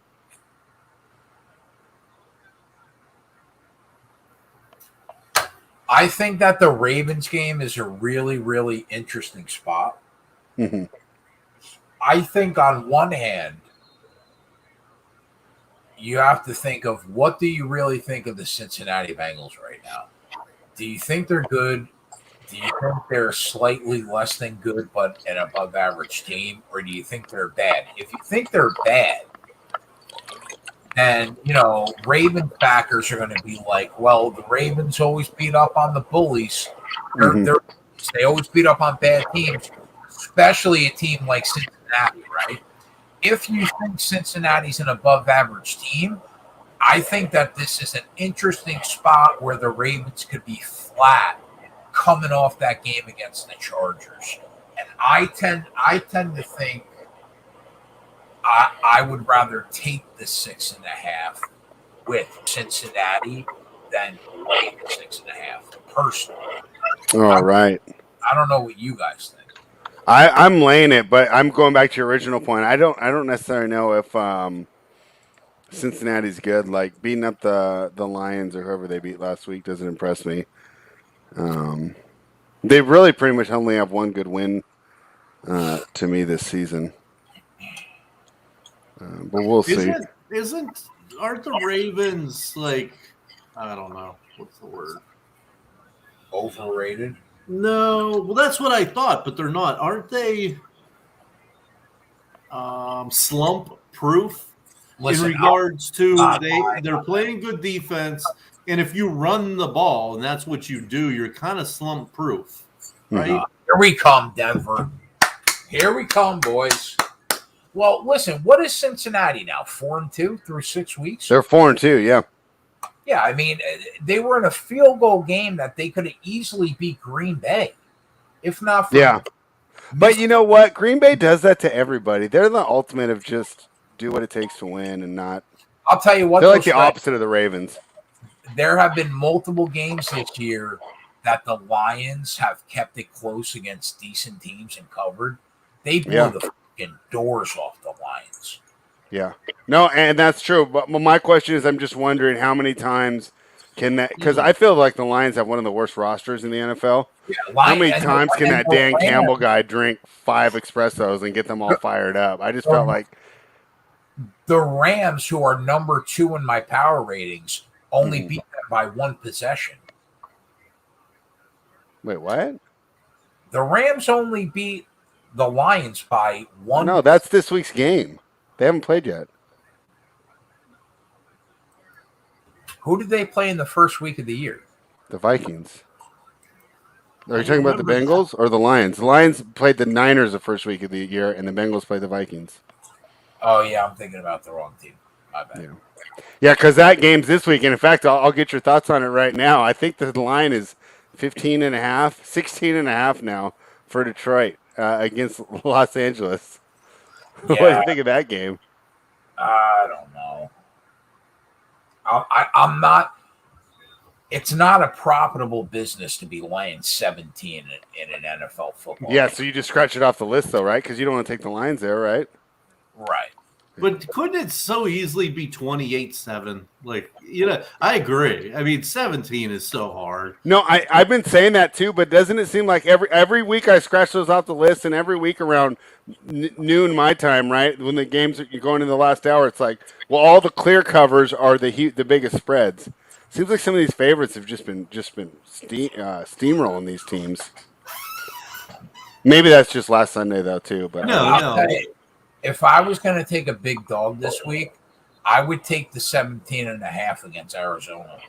Yeah, I like Texans. And if I were to lay a double-digit favorite, I would take Tampa of all the double-digit favorites against Chicago. I kind of like the Cardinals team total under 33.5. What do you think about – oh, go ahead. Is it just an automatic now that we expect the Cardinals to hang 34? They've done it every game except for against the Niners.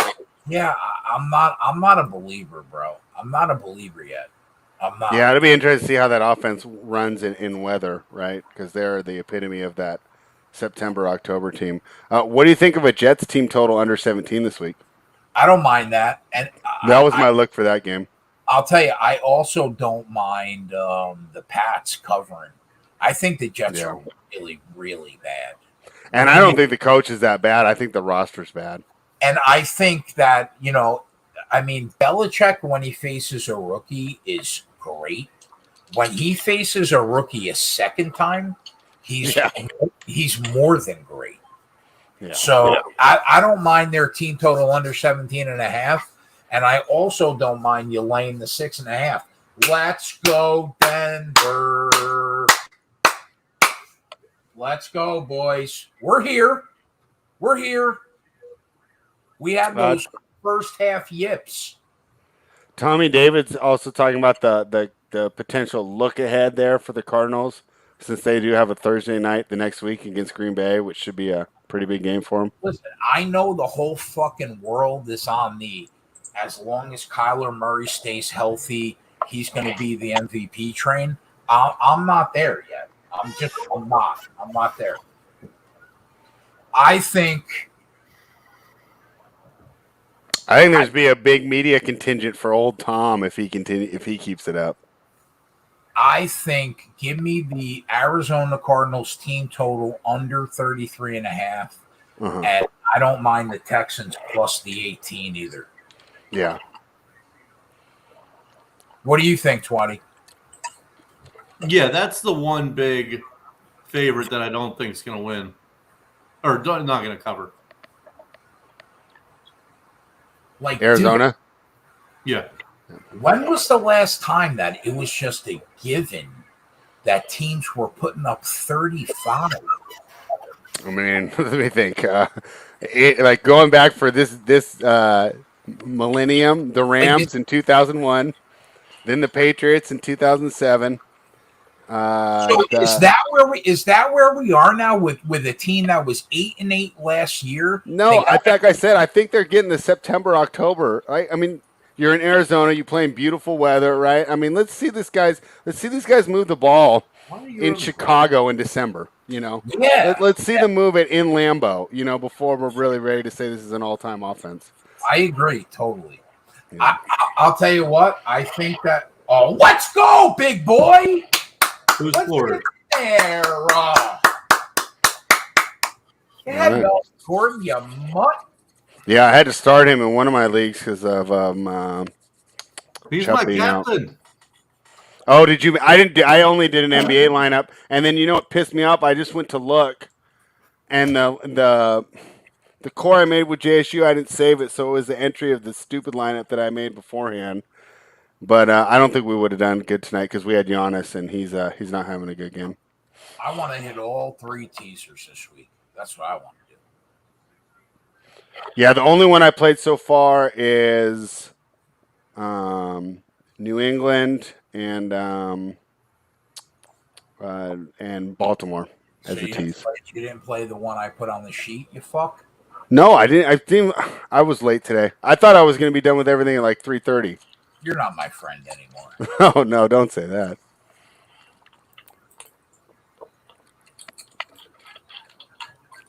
What do you think about Green Bay and Washington? That's the 9. Is that 9.5? What's the number now? 7.5. Now they're in it. I could say it now. It doesn't matter. They're in the teaser with Denver. Now I think they're going to win the game. But is this the first potential flat spot they've had all year? I thought they were flat against Cincinnati. Yeah, but they won. But this will be the same deal, right? Where they would win, but not cover the big spread. But at the time, wasn't Cincinnati 3-1? It's hard to be flat against a team that's 3-1, right? Yeah, that's true. I just felt they sleepwalked that game. I think I laid the 3 and they pushed. And it just felt like they had so many opportunities they left on the field. I know that's what I hate. Usually, betting the week's good. Like I bet the Titans at 6, they're down to 4, right? I'm happy about that. I thought that was going to be the same deal. I thought everyone's going to be on the Packers. And I'm like, oh, man. Nolan said, Keg, you said you got 3 teasers this week. Is only one going on the sheet? Well, one's on the sheet. One's at the bottom of the screen right now. So that's 2. The only one I didn't put on the sheet was I threw the Dolphins in there at +8.5 against Atlanta with Denver. Oh, that's an interesting one. The Dolphins have burned me a couple weeks in a row. I woke up at 6:30 in the morning, sipped my coffee, and they blew that game. That was terrible. Yeah, I just don't see them losing by more than 9. They're going to lose by 9 to Atlanta. Yeah, I don't see it. Oh, is that why? It's not a market move? Oh no. Did you guys hear about the deal? The Deshaun to Miami and then Tua to the Redskins? Yeah, I heard about it, but wonder if that's even conceivable. But I mean, that's not going to happen unless Deshaun Watson goes to Miami. Well, no, right. Well, I think they were trying to work out some sort of 3-teamer or something. Yeah, can you trade for a guy that's got a gazillion civil charges and 2 criminal charges against him? Yeah, I mean, aren't us 3 in jail for the last 6 months, and he's worried about trades? Well, I don't think we can afford that many massages, but. Like one of my buddies say, how did this guy get good at football? Sounds like he's just busy getting massages all day. Listen, if you want me to be blunt, I'll tell you right now, I don't really care what Deshaun Watson has done in his life. If the Jets can get Deshaun Watson, I would sell my fucking soul for the next decade to get Deshaun Watson on my team. Okay? So you're not a Zach Wilson believer? I mean, I'm a Deshaun Watson believer. Yeah.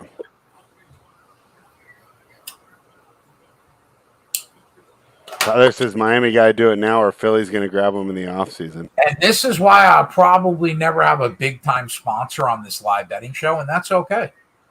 But I would sell my soul to the devil to get Deshaun Watson on my team for the next 12 years. Sounds like a good plot for a Succession episode. Yeah, listen, I'm not afraid to admit it. Logan Roy can make it happen. I'm an imperfect person, Spread. Listen, Jay, Manscaped, they'll sponsor anybody. That's true. The lawnmower. Yeah, they will sponsor. I hear them on every single gambling podcast I listen to. Yes. We got to get a porn site would be perfect. Come on. I'll sign fucking Pornhub up tomorrow. Exactly. We'll reach out to Holden for that one. He's got the ins there. I'm an imperfect person in an imperfect world. If you want to judge me, do you? I don't care what anybody does outside the hash lines, okay? Do you, bro. Live your life. Just come play quarterback for my team. That's all I care about. My theory is if it doesn't affect, and I've always lived this way, if it doesn't affect my backyard, I don't care. So Pokemon Go, you're against. Exactly. When it starts affecting my backyard, not my physical backyard, but once it starts affecting my life, Listen, but if it doesn't affect my life, I don't give a fuck. my daughter's 13. He's not coming for my daughter. Just get on the field. That's it. Funny story about the guys with their off-season personalities. I read this one about a month ago. It was about Lawrence Taylor when they're hyping up for the season, and they do all the stories about the 50 greatest players. And Theismann's talking, and he's like, "Yeah, I remember after he broke my leg, he calls me in the hospital, and he's like, 'Hey Joe, how you doing?' And he's like, 'Well, not too good.' And Lawrence is like, 'Well, why?' And he's like, 'Well, you broke my leg in half. I'm lying in the hospital.' And he's like, 'Listen, Joe, I gotta go. I gotta go to practice. I hope you're doing better.' And just hangs up. Oh my god, Jesus! I mean, damage the brakes. Yeah, I wonder how many lines he sniffed before he made that phone call. What do you guys think about Kansas City -5 on the road against Tennessee? Well, I like Tennessee at 6, but now that Pocket QB's in the chat telling me that Henry's missing practice, that's the main part of my handicap is I didn't think they'd be able to stop Henry. Well, so, they're one of the worst teams in the league currently against the rush. Yeah, that was I just made a real simpy handicap, like best running back in the league currently versus worst run defense. I'll take the points. I don't know if I'll take the money line, but so hopefully he's in there. Take Henry over yards every fucking week in a catch. I know. Yeah. You can set it at whatever you want. They can't put it high enough, right? I think that spread was on to the fact that Kansas City's one of the worst teams against the rush. They can't stop literally anybody. And aside, everybody was blowing Heineke off that playoff game last year, but it's pretty clear that Heineke is nowhere near Ryan Fitzpatrick level, right? Mm-hmm. And that's probably the reason that for only the third time in the last 16 games that the Chiefs managed to cover the spread last week. If you're going to play a high-powered offense like Tennessee, I don't know how you could possibly take Kansas City to cover 6 points against any team that can move the ball consistently.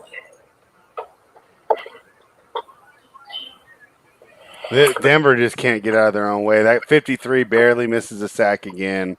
I know. They should have blown them up there, and it's another first down. It's all right, spread. As long as that offense is moving, I think we're going to cover the teaser.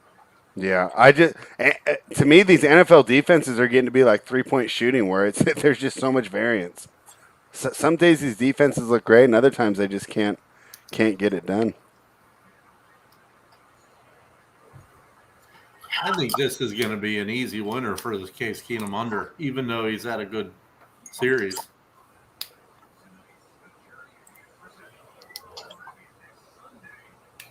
I don't know. What are these Warriors jerseys? What is this? It's not their colors. I forgot for a minute that there was a thief in my fucking PayPal. I can't stand it. Well, the nice thing about PayPal is, they're definitely good for the money. The problem is it's just going to be a pain in the ass. Can't you get a fucking job? Why do you got to steal money?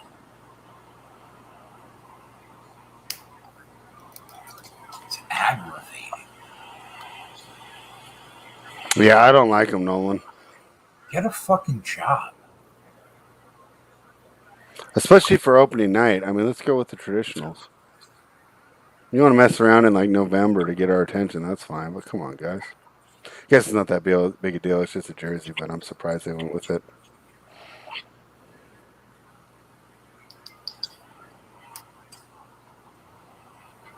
That's a good point, East Coast.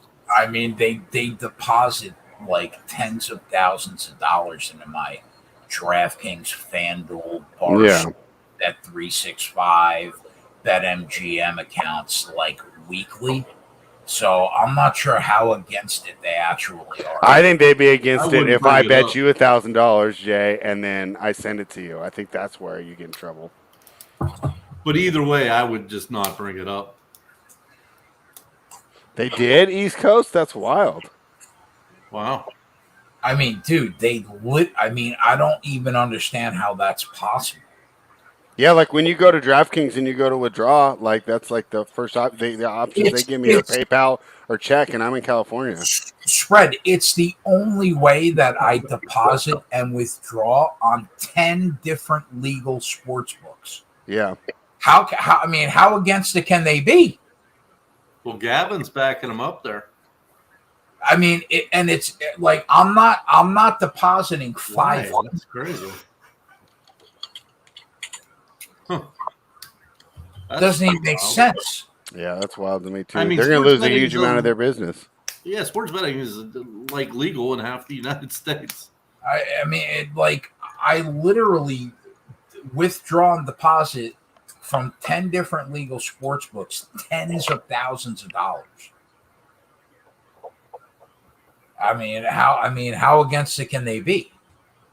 Well, no, Gavin's saying that they're starting to crack down. Doesn't make any sense though. They're going to kill all their. Jay, how don't you have the sportsbook credit cards? Because I've never had a problem just withdrawing and depositing through PayPal. Wait, I don't even know what the fuck. I've been doing this 30 years. What's a sports book credit card? Well, they just issue you credit. Yeah, it's kind of like a prepaid credit card type thing. Is there any perks to that? I mean, I'm a VIP at DraftKings, not at FanDuel because I don't use them anymore because they're fucking horrific. But yeah, I never have enough money in each one to I think that I would even qualify. I don't think. When they took my NFL player props last year in week 7, I was pretty much done with FanDuel.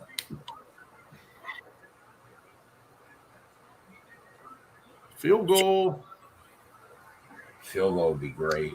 They went for it, Twatty. They went for it, and they didn't. They didn't get it, and touchdown. What is wrong with you, Jay? I mean, okay, watch the play. All right, watch the play. Why did they go for it?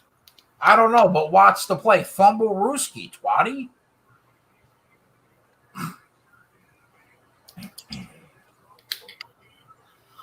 Ran for it, didn't look like he was going to get it. Got the first down, fumble Ruski into the end zone, touchdown. Yeah, they'll mark them down, but either way, they got a first down. Well, wait a minute. Why would they mark him down? Well, because wasn't his knee way down? I don't know. I don't know how I feel about that call. Hard to tell from the angle they got on TV right now. Let's see this middle one. Nah, that's a fumble, Toddy. That's a fumble. That's a fumble Ruski touchdown in the end zone. I don't know. Is the opposite side he was holding the ball? That knee down? It's hard to tell from the angle. I doubt it would get overturned. They called it. They called it down, Fred. They called it down. We're still alive here, but I don't know, man. This Denver defense, talk about a drop off. Touchdown. Yeah, this Denver defense is terrible. Fuck, now my under that was golden is back. What's the fucking live line? Well, you got to still be under the number. Right? Yeah, but it's not. No, it's probably back to close to the original number. 35. Yeah, you're still 5 points under. 35, huh? Well, you know what? I don't know if they've got this last touchdown in there. Yeah, I think it would be higher. I think it would be back to close to what they had. My bookmaker's lock right now. I can check. Well, so you're telling me they scored 23 in the first 3 quarters. They're going to score 17 in the fourth? No chance. Well, yeah, good point. You're right. 34. Yeah, 34. According to the books, no chance, right? This game's going by quickly. Maybe it's because I'm paying attention to 3 different games at once, but wow. I didn't realize the end of the third already. Who is this that caught the pass? The fullback? Just stay within 7.5, please. Teddy will lead them down. That's my story. Come on, Teddy. I like Teddy. I'll tell you what, I'm completely okay with a 14-17 final.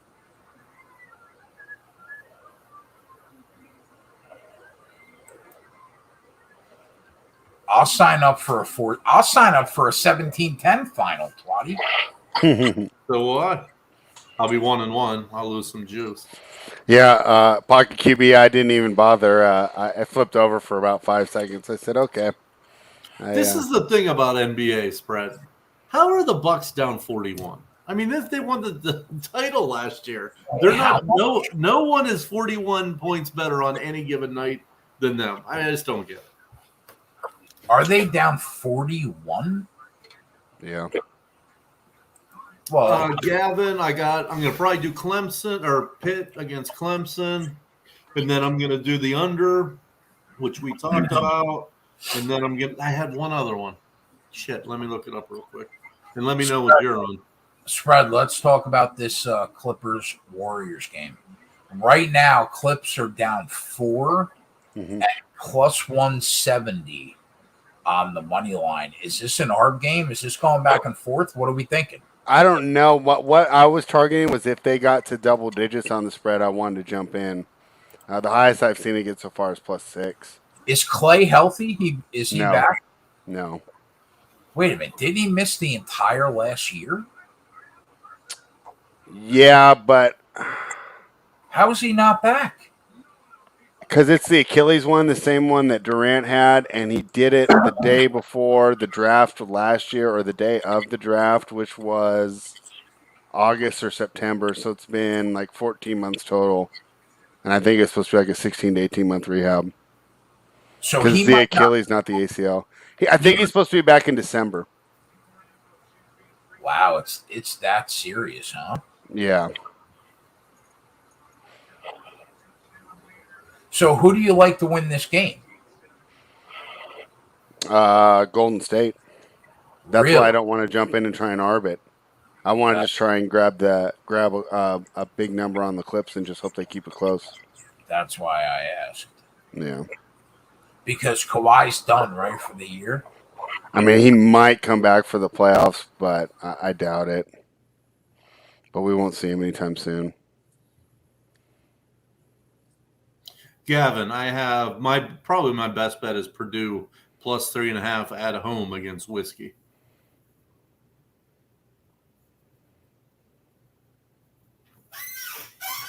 Twatty, you're not worried about that huge Iowa win? Nah, I'm the least you probably know this. I'm the least narrative-driven bettor. And not that that's a narrative, but that's kind of a narrative. No, it is. It's like the look ahead, revenge, right? These are all narratives, right? Wait a minute. Letdown spots are a real thing after huge wins. Okay, and I'm not saying what I'm saying is I take that into consideration less than most. I'm not saying there's nothing to it. What I'm saying is any narrative spot. But you would agree though that's not your normal narrative, like especially in college football. Letdown spots off. Like okay, so if you think this particular letdown spot's worth 4 points, I think it's probably worth 2. Or if you think it's 2, I probably think it's 1. You know what I'm saying? I don't consider it as important as most. Okay, that's fair.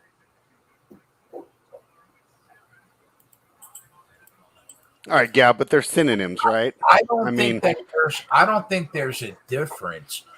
Like when I think of flat spot and letdown spot, yeah, it's the same. It's the same exact thing. Mm-hmm.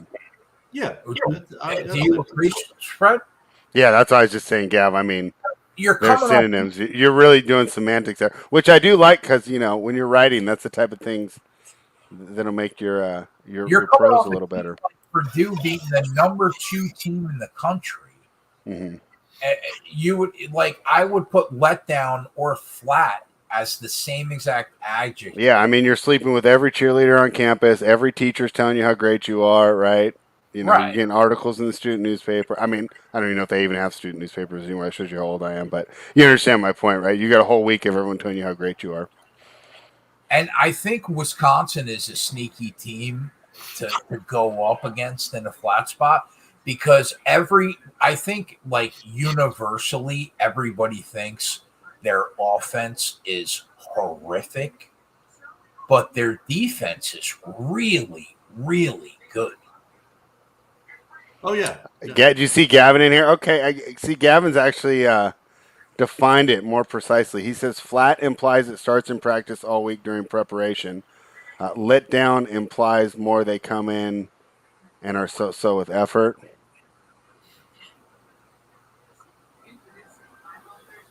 I'm not sure is that different? Well, he's saying that they're trying hard all week and then they don't try during the game, and I rarely see that.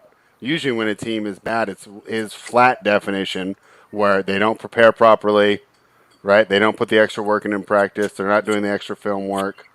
Maybe a little partying during the week just to celebrate. Maybe not coming into practice the best, but very rare, especially on a football field, to see players not giving 100%.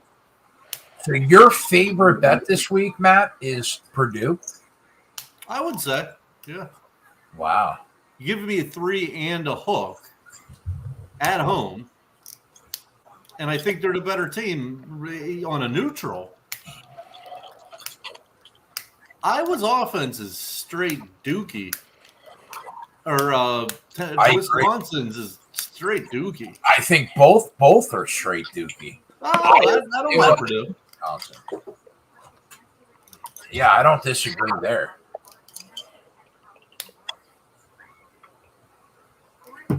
Gav, would you agree to me that it does happen in football, though, with them not even trying during the games?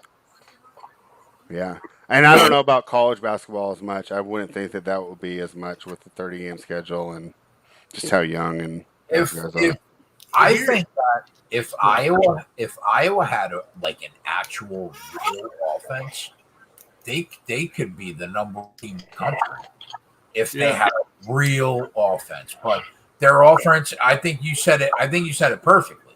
Their offense is dookie, and Wisconsin is also dookie. They're both terrible. Here's my thing, and this is the best way for me to talk about the narrative. The narratives only matter until that first snap, right? And then after the first snap, it's the guy in front of you. He's either better than you or you're better than him. The narrative coming into that game is not going to make him any less and make you any better. If you throw 90 miles an hour and you have a narrative, on your side, you're not going to throw 95. You know what I mean? The batter is better than you or you're better than the batter. The center is better than the nose guard or the nose guard is better than the center. All of it, the narratives go away once the ball is snapped. You're either better or you're not. I mean, is that wrong? No, I don't disagree. I don't disagree. There's no hiding it once the ball is snapped. How about this for a narrative? On October 21st, with about 10 days left to go in the month, this might be my first losing month in 8 months. No. Yeah. You'll turn it around. You got 9 days still. I mean, listen, Fred, you got NASCAR, you got UFC. Dude, one NASCAR show could turn it around for you. We can't hit 20-1 winners every fucking weekend. Yeah, it seemed like you could, so excuse me. I just got the feeling these things. It's like the sure thing, the Michael J. Fox and Back to the Future. I can't. How about that for a fucking narrative? I'm down 2.5 units on October 21st. Meanwhile, my birthday's 5 days away. And my birthday month is going to be the first month that I drop a month in fucking 8 months. How about that for a narrative? Jay, last time you had a birthday last year, please tell us you're not going to put us through what you put us through last year. I don't remember what happened. You don't remember, I'm old. I can't believe I haven't bought a house yet. All this. I'm a fucking loser. For a week, we had to hear that shit. Twatty, to be fair, that was a big birthday. That was my 40th. No, it's not. When you get our age, fuck it. They run together. Yeah, but Twatty, that was my 40th birthday. That's when you take stock. You know, Gav says he goes through that routine once a week. yeah, I listen every Saturday morning before Gavin and I do the weekend. I send him a message that is like, I don't want to get you worried, but I think we're about to get crushed this week. And he's like, shut the fuck up. And I'm like, listen, I'm not saying that we're going to get crushed, but I think we're about to get crushed this weekend. And he's like, bro, you told me that the last 4 weekends, and like the third time we made double-digit units in a weekend, you just got to stop. I'm a black cloud. I'm a pessimist. Okay? That's what I am. I am a pessimist. I'm not trying to be a life coach or anything. Clearly, I'm not qualified.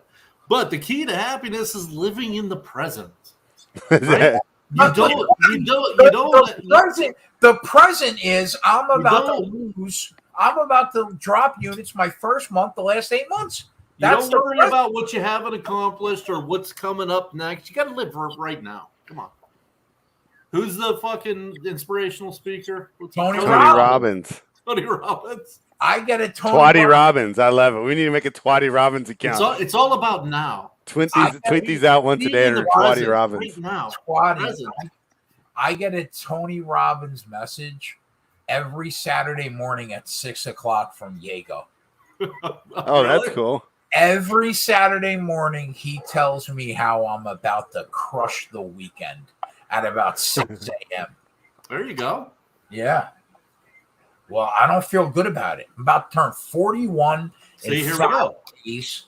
There we go. Yeah. Not living in the present. The present does not look great. Okay? That's funny. What Teddy Two Gloves, what'd he do? Punt. Jesus. Yeah, we're not looking good here, Matt. We got to get a score. We got to get a stop and a score right now. Shit, I have the money line. I got Broncos money line in the under. I haven't seen my guy Diego in the chat all night. Yeah, I didn't see him tonight either. I mean, that's just hurtful.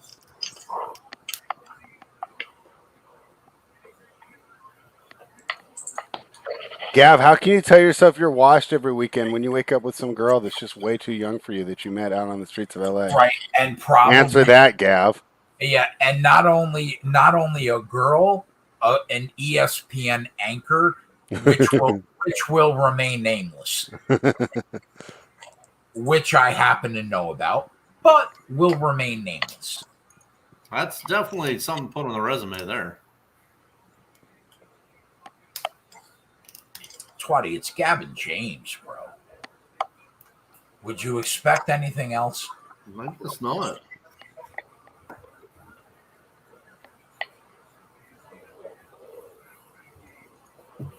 Otter, I hope you're not on the over in this game.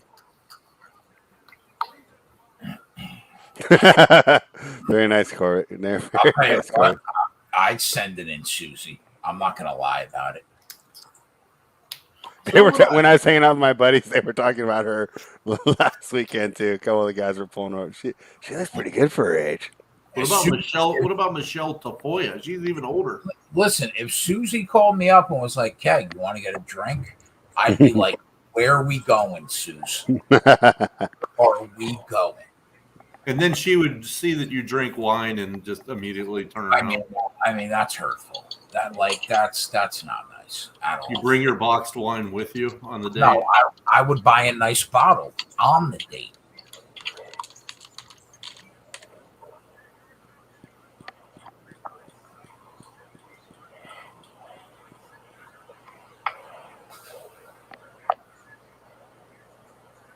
I mean, could we get a stop here on third down, please? We're going to backdoor cover this teaser, and it's going to be glorious. I just need this no more scoring or field goals. Are we putting it on the board right now? DJ, let's go. I've said it about 5 times. Congratulations to our guy JJ. Just got married He's in Cabo. Let's go, Jay. Put it on the board.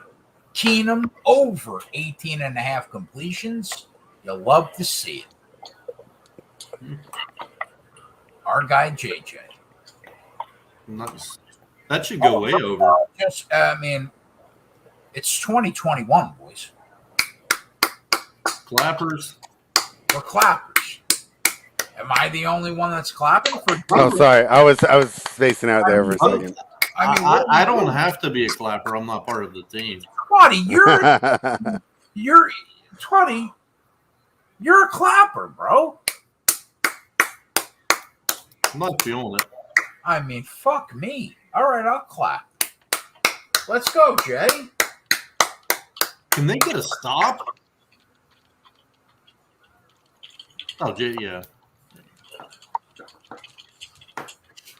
Jesus.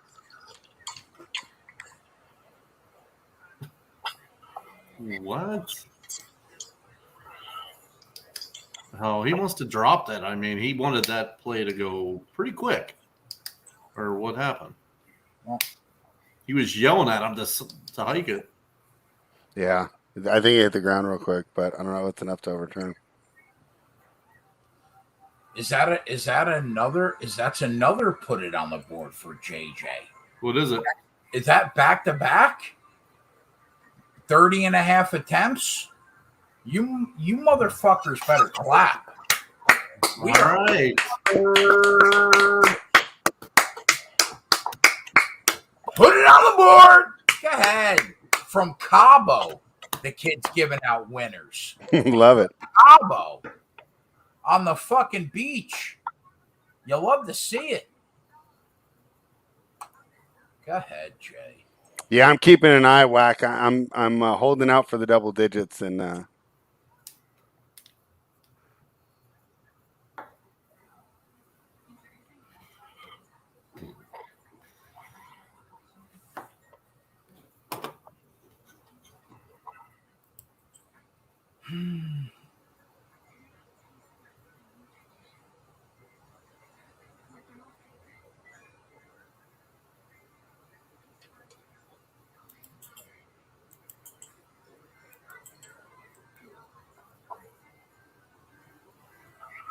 So I'm looking for the live total here. I'm locked. What do you guys have for the live total?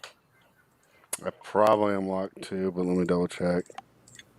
He's just said that the quarterback might be dead. That doesn't sound. Yeah, everything's locked for me right now, Twatty.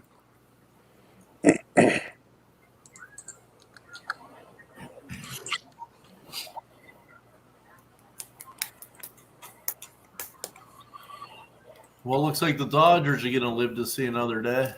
Are they? Yeah, I can't believe they were down 3-1.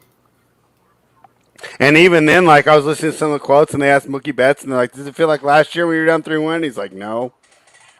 It's like, is this over? Huh. Did Joey get the first 5 home? What was it? I think he had Braves first 5 money line. Maybe. They were winning 2-0. No, he took the Sox the first 5 money line. Oh, my bad. The Sox? How did that one go? Wait, I don't know. I didn't even see they played today. Oh, my bad.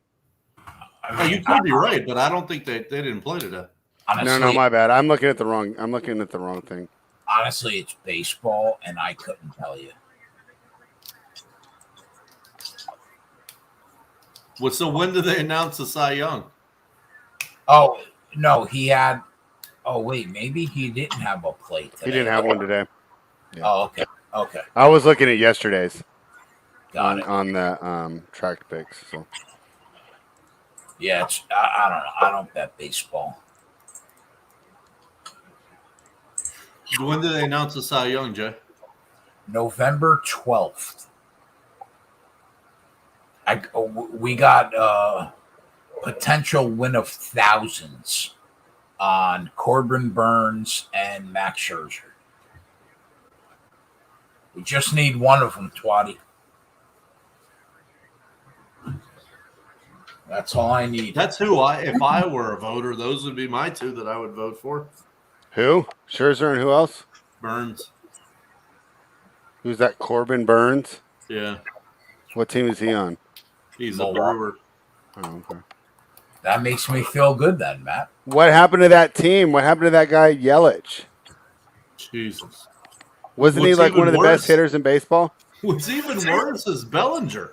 Bellinger went from like one of the best players in baseball to like literally the worst hitter in baseball. Hey Jay, I'm gonna give out Clippers plus 10.5 right now. Let's go. I'll put it at the bottom. Did they rough the kicker? What are we taking? Clippers plus 10.5? It got plus 11 right now. At what price? Minus 112. All right, I'm in. I'm in. Betting that right now. Yeah, so rather than go for the ARB tonight, I figured this is the game we just go for like the free teaser. You know, you get 7 points off the closing number. And, so you basically just got a free teaser at 110. Would they close at plus 4? Yeah, plus 4, plus 4.5, depending on what book you're at. All right, let's go. So this spread, just kind of not philosophical question, but so what are the teasers? And I know you're not technically by the book, you're not supposed to tease NBA, but so what's like if you were to tease NBA, did they offer like 4, 5, 3? Yeah, it's ridiculous. I think it should be more than NFL. So I'm surprised. So like if you did 4 on a teaser NBA, is that like minus 110? I think it's still minus 120. Let me look and see what it is. So I guess Let me just look at tomorrow. I've never even done it. I can't even tell you what it normally is. Right. All right, and I teaser. know that you're not supposed to, but I'm just okay. So it's 5.5 right now. So my question is if you took like the NFL, the long teasers, if you took 2 teams that were 5-point favorites and teased them to even, you know what I mean? 2 favorites that were 5-point favorites and teased them to even, that's probably not profitable like it would be in the NFL, huh? No, because the scoring's so variant. Right. And then I think another reason the NFL, the teasers and taking the points in the NFL is so cool is because, like for example, in this Cleveland game, if it gets down to like less than 4 minutes to go, they're going to try and run out the clock. And if it gets less than 2 minutes to go, they're going to completely try and stop scoring. Where in the NBA, the percentage of the game where they quit trying to score is at most 2 possessions, usually only the very last one. Right. So, yeah, I think that's why. I mean, like, I think they should be like 10 points compared to the NFL 6 points at minus 120. I mean, it's just like, it's wild to me that you get less in the NBA than you do in the NFL, and your total's 240, right? When I can get 6 off a total of 47. Which is more value, 6 in a game with 240 or 6 in a game with 47. So yeah, exactly. I don't even know why they offer them, and so I guess people do it. If you did every night, you did 2 5-point favorites teased to 0 at minus 110. That would not be a profitable system. I think that might be okay. I mean, that's the same as just money lining 2 favorites, which, at 5, they're going to be around minus 200, minus 180. So it's going to get you right around there.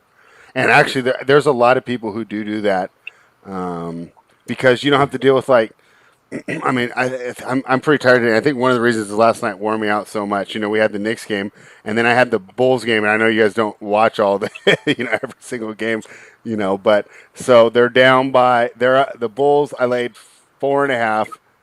They're up by 6. They have the ball, like less than 20 seconds to go.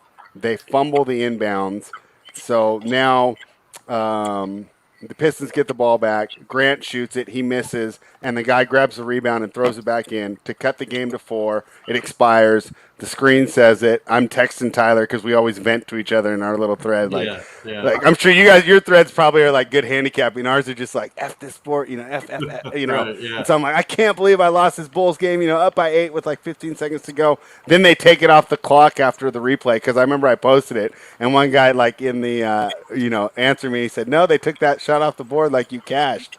Because, I said, oh, this is a brutal beat, and so it was, I think, in the NFL, just like stuff like that doesn't happen. So that's why the money line favorites are so much better. Because if I had the money line, it's just, okay, I might as well flip over to the next game, But coming down to those wild shots and the free throws, having it decide your bet, I think is kind of lame. Where the NFL, like random stuff will decide your bet, but it's like in the third quarter. It doesn't just feel like right at the end.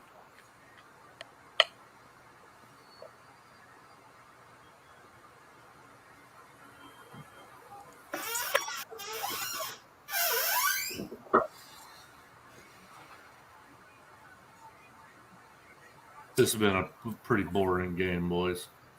Yeah. We're doing our best, though, to make it entertaining. Man, I'm disappointed in Bridgewater, man. I've said it before, though. There's a reason he was available in the offseason, right? NFL GMs don't care about against the spread records, East Coast, I think we get there. on that. That's because we're down, and they should just keep pushing no matter what. I need a field goal here. That's all I need. Because I'm thinking East Coast will get at least one more possession out of it. At least. Let's go. Please. Another 3rd and 1 here. Come on. Let's go. Move the sticks. Let's get we got 2 shots at a 3rd and 1, and let's move those sticks. I didn't really have much JM on Sunday. I had some Saturday stuff. Who got killed last week? I went 8-4 in the NFL. You're welcome. Yeah, NFL and college have been good for me.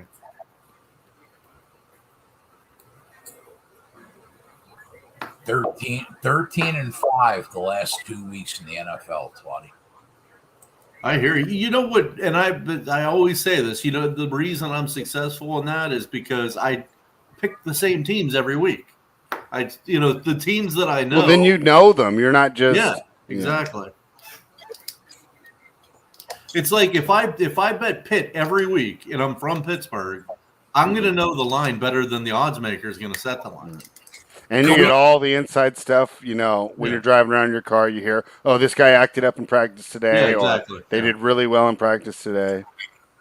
I think the most egregious NFL line this week is, and I know it's a game that probably nobody's going to bet, but it's Carolina -2.5 against the Giants.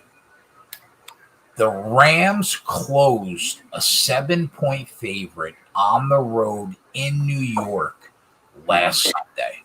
So you're telling me that Carolina is on the road in the same spot against the Giants, and they're only 4.5 points worse than the Rams? I have the Rams 9 points better without McCaffrey than Carolina on a neutral field. So wait, what do you have the line set at then for that game? I would have the Giants at a pick'em at worse, or probably a 0.5-point favorite at home against Carolina.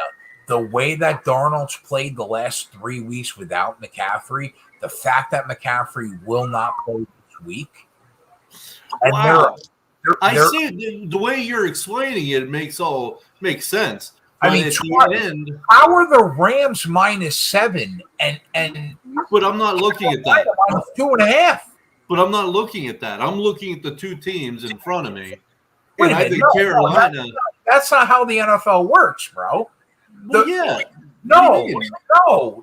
That is explicitly not how the NFL works. No, I'm looking at the two teams who are going to match up, their talent on each, where the game's at, and all that. And I think Carolina's better than the Giants. You're using, and that's fine. You can do it that way, but I don't look at what it. You have to base it. You have to base a line on the marketplace. What are you talking about? No, I look at the game and what the line should be, and I think it should be even. Okay, so you're telling me? Wait, what do you? Oh, wait. Okay, hold on. Are you on my side or not on my side? No, you're saying you think that the Giants should be a favorite. And I'm saying, no, I think Carolina's a better team than the Giants. Okay. Carolina on the road without McCaffrey at New York, you have that line set at what? Oh, I don't even know. I got them beat it. I get them winning. So, well, the line's 2.5, 3. Yeah, I probably have it somewhere between that and a pick'em. So 1.5, something like that. Okay, so then you're on the Giants. No, I'm saying I have Carolina as a 1 and a 1.5 point favorite. Oh, but they're not a 1.5 point. They're a 3-point favorite. Right. I'm saying that's what I would set the line at. 1.5. You would set the line at 1.5. Carolina 1.5. So then you have the line 1.5 off. Yeah, so that would be, if I was making that bet, I would take the Giants. Right. Yeah. Okay. Right. So you okay? Yeah. All right. Yeah. So you don't have it. You're not exactly where I'm at, but you agree that you lean the Giants there. Yes. Yeah. Because it is absolutely absurd to me that anybody can say that the Rams are only 4.5 points better than the Panthers. They can't do anything right since McCaffrey's not in the game. Right. Nothing. But again, and I think this is where we're the couple points off is I think that Carolina is probably just not extrapolating back like you are. If I see these two and I've watched their games, I say Carolina's a better team. Well, but you know what though? Here's the thing. When a team is a pick, right? If you set the game to be a pick between the Giants and Carolina in New York, you're saying that Carolina's a better team. Yeah, definitely, because the Giants would have a couple points for home field. Right, exactly. Right. Yeah. Okay. Yeah. I think I have it more that the game should be a pick, personally, which would say that Carolina's probably, 2 points better. Right. Now, yeah, I think we're on the same page. Yeah. Right. Like maybe if they were on a neutral field, they would be 1.5 to 2 points better. And I have them like 3.5. Right, which would have made that Rams game last week against the Giants, if they were on a neutral, that line would have been like 9.5 instead of 7. Yeah. Right. Okay. Yeah. So we're right. To be fair, isn't that what it opened at though? And the market moved it to 7. I like the opener a little better. I think that opener was accurate. And then if you extrapolate the opener to where the line is now, then it comes out to be right. Yeah, but I disagree. I think almost always NFL lines get sharper throughout the week by Sunday. 99.9% of the time. Well, unless it's a public team, because then the public team will take money almost regardless, right? Okay, right. Okay, now the public side in the Rams-Giants would have been that Rams line going from 10 to 12, not from 10 to 7. Right, yeah. Right, because what happened was, the beginning of the week money, which usually takes the dogs, because it's the bigger bettors with the bigger handle that want the CLV, they run it down, and then no public came back on the Rams, which surprised me. You had big. That means that you had the people that actually move lines all throughout the week last week, taking the Giants to get that game to 7 points. And now you're going to say that the Panthers are 4.5 points worse than the Rams? No way, bro. No way. No way. On any respectable power rating. My argument would be that the market was just wrong in that space. The Giants, no Galladay and no Barkley, and that offensive line just. But the 9.5 seem to be good. I'm kind of being a little hypocrite here because I should have bet it at the 7 and I didn't. But Almost all those people are forecasted to probably not be in the game this week. Mm-hmm. And I think any respectable power rating that I saw last week would have had the Rams somewhere between 8.5 points and 9.5 points than Carolina on a neutral field last week, right? Mm-hmm. What has changed between last week and this week? What did Carolina do to move that line? I would say the books appropriately downgraded the Giants. Why? Because they got crushed by a way better team? Yeah, and their injury situation isn't getting any better. But their injury situation was probably exactly where it's going to be at this week. Right, but it was obviously wrong last week because they lost by 28 or whatever the number was. So that's worth 4 points? No, I mean, I just think the market got that one wrong. So when you're comparing the 7 to the 3, I think it's just, Listen, that's the input that's flawed in my mind. I think it's uncomfortable to bet bad teams in football. It is because I've taken the Texans a couple times this year. I took the Dolphins last week. I took the Jets in London as well. You have to judge Carolina on the way they've looked the last 3 weeks without McCaffrey, because he'll be on the IR till week 9. Not the fucking Cinderella story of the first 3 weeks. You have to judge them on what has happened on that team since McCaffrey hasn't been there, and it's been 7 picks from Dallas. It's been terrible. 0-3 from Carolina. Right. And that's why he's doing the turnovers, because he's not checking down anymore. But I think the reason we're coming up with different numbers here is, I'll bet you this is where a big part of our disagreement is. Do you think Daniel Jones is better than Sam Darnold? I think they're. Because I think Darnold's better. I don't know how to answer that. I don't know. Yeah, I think Darnold's better. I think the Panthers have a coaching staff advantage as well, and they have a defensive advantage as well. So. I don't think we're really disagreeing, boys. I mean, we're talking. No, I mean, we're really trying to just create content during a pretty boring Thursday night football I mean, game, we're within a point or two of all of us agree. So it's not like someone thinks it should be 10 and it's 3. We're within a point or two of each other. So yeah. I think where people get lost, and I'm not talking about you guys, but I think the public gets lost in it. Everybody is all about who I think will win the game, and that doesn't mean dick when you're if the spread is 1, that means the game. That means right. But you know what's crazy is with all these mixed extra points. Like before, if I had +2, I'd always just take the money line. Now I'm taking the 2. There's too many missed extra points where 2 and 1 actually matter, or 1.5 in this case. I never sit when I start handicap. After I set my power ratings, which I already have for the week, after I set those, it is never about who I think will win or lose the game. What if the spread's 1? It's okay, Twatty, but I mean, how many spreads do you see that are 1 this week?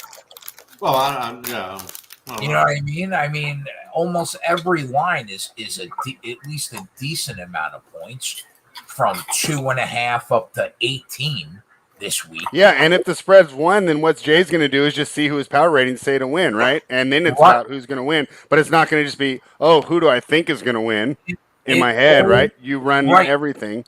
It always comes down to the number, always for me. Yeah. It's never about who I think will win.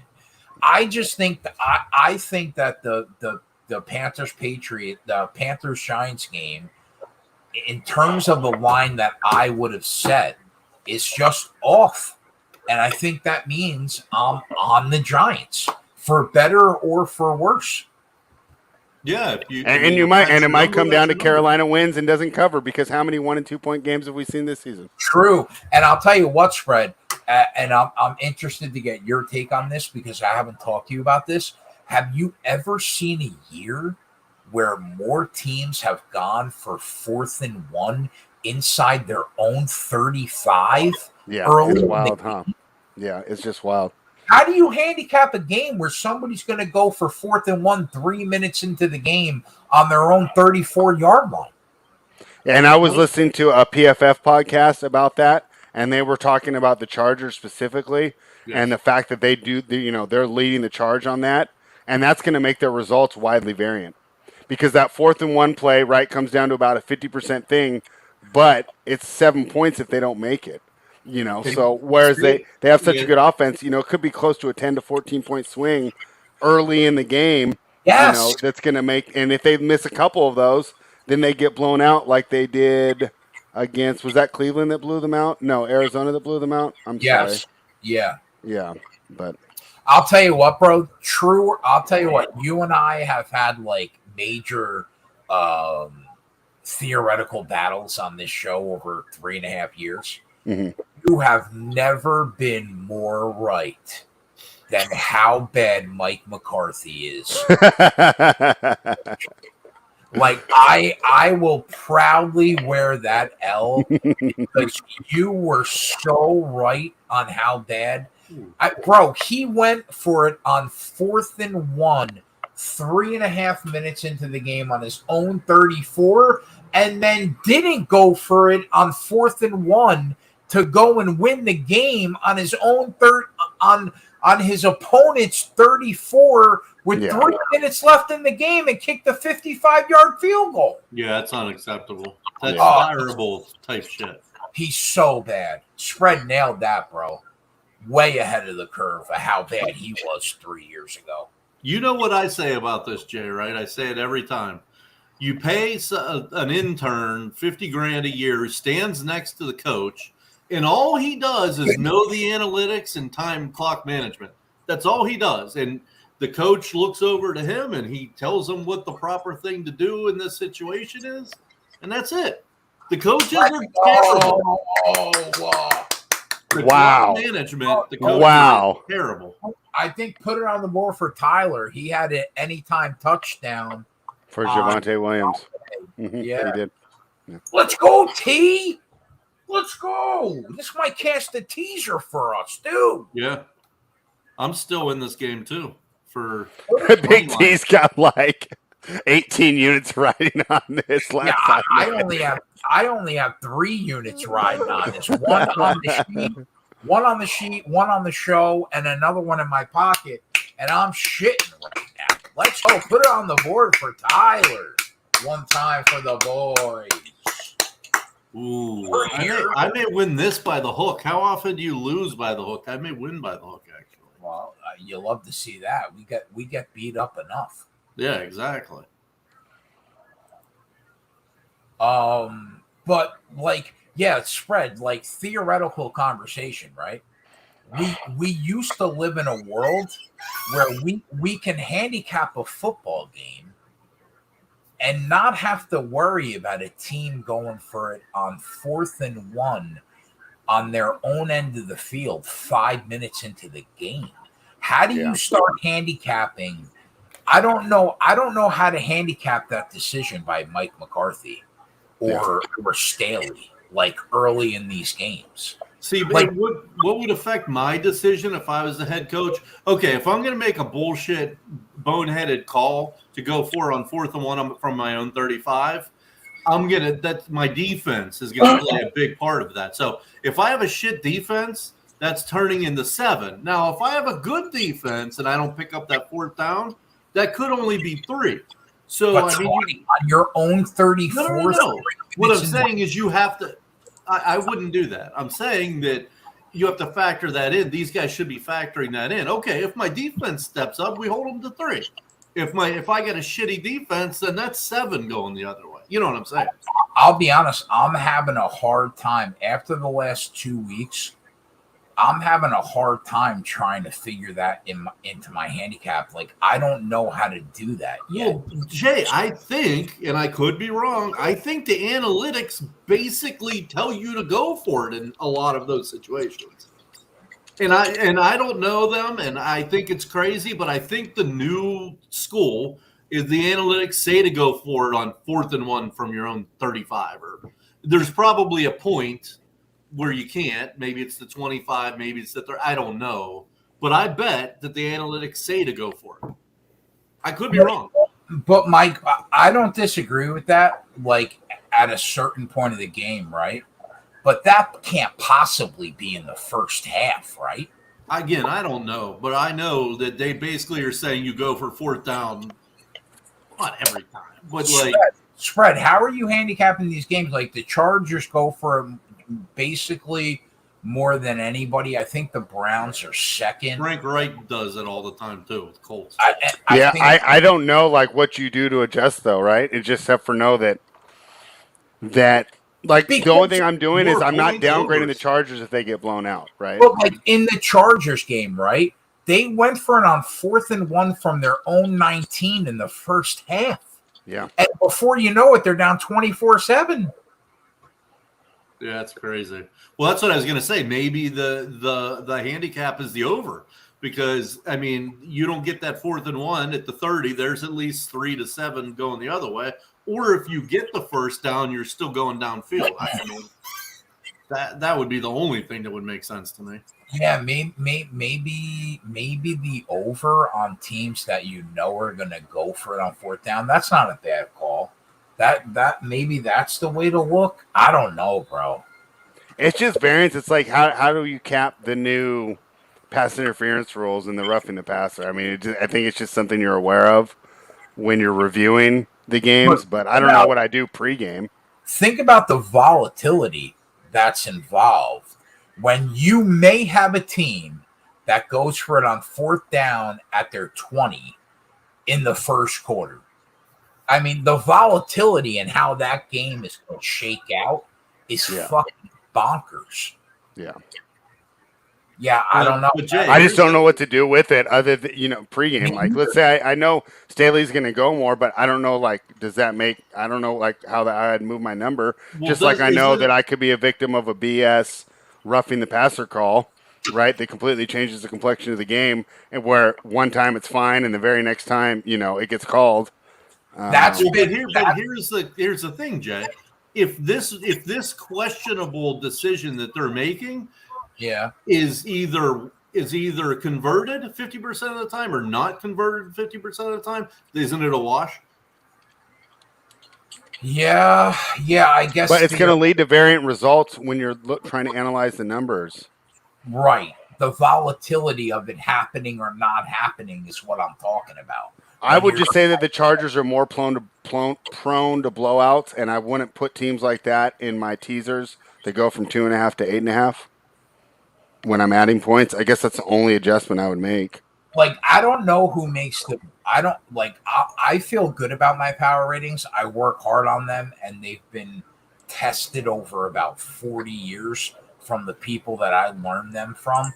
But I wish that I could talk to, like, a true NFL analytics guru that's got, like, the best power ratings out there to ask them, how do you what's the word I'm looking for? How do you quantify? Yeah, exactly. How do you quantify people going for it on 4th down in the first quarter into your fucking power ratings? Because right now, that's the number one thing this year I'm stumped with that I did not have to deal with in years past. Yeah. It seems crazy this year, doesn't it? Yeah. It seems like they're going for it like it's like college football.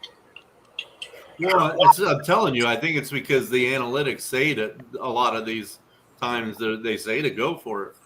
This guy has 120 yards rushing this backup. Jesus. Fuck. Wow. Can I put him on my team? Could we get a 17-14 final right now? Please. So I got all 3 teasers going live into Sunday. I wouldn't mind that. Tyler, if you're still watching, we're definitely going to have to talk about how much of a downgrade Keenum is to Baker Mayfield. The Broncos are plus 970 right now. down 3. Seems about right though, because You they're think? already in field goal range, aren't they? They hold them to a field What'd goal. you say the chances that they get a touchdown on this drive are? I mean, they've got to be 40 to 50%, right? No, 40 to 50. 9. I mean, they haven't stopped them yet. It's 17, Shred. They've No, been I'm just playing saying on this drive. minutes. Fuck that. Oh, I'm taking yeah. that. Throw a couple bucks on that. Also, Tyler, if you're watching, we blew you for about 5 minutes on that Javante Williams call. Let's go, T. I'll be right back, boys. I mean, technically, if they hold them to a field goal, they can win the game next series. Yeah, that's why I think they have an incentive to go for the end zone. No, you're right, but I just took 10 to 1. Fuck it. Yeah. At 10 to 1, yeah.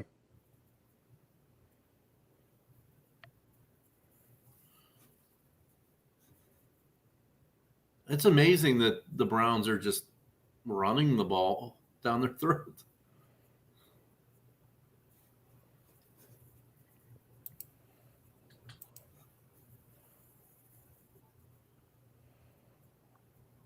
I'm getting pretty tired. I'll probably check out at the end of this football game here. Dude, that's the only bad thing for me being on the West Coast, Swati. You know, I love it out here and everything, and you know, beautiful weather and all that, the good props. But dude, even if I get up at 6, like you guys have been going for like 2 to 3 hours, right? Yeah, I mean, like never I really wake up to understood. 150 messages in my chats, right? Like people are getting ruled out to games, like lines, especially for the NBA, lines have moved 2 or 3 points while I was still sleeping. Well, I never understood about the West Coast. So, like, you have these late night shows, like, you know what, the Colbert and Fallon. Those are on at 8:30. There. Well, when I was a kid, they would just tape delay them. But yeah, now that you have satellite, yeah, like Saturday Night Live. So they're on 8:30 like for me. 8:30. Yeah. So what's on at like after 9 o'clock on the West Whatever's Coast? on for you guys at 3 in the morning. That's amazing. I can never get my mind really around that. Like, it's weird. There's some days I love it and there's some days I hate it, right? So like if there's a day that like I'm really excited for a game in the evening, I love being on the West Coast because I'm just waiting for it all day. If there's a day I have like a billion things to do, I'm like, gosh, I wish this game didn't start till 9. I could get everything done, have some dinner, and sit down and watch it. Yeah. This guy has 8 guys on his back, and this is embarrassing by the Broncos, actually. Dearness Johnson, I've never heard of him before, and JSU's probably got him in like 15 lineups. I mean, come on.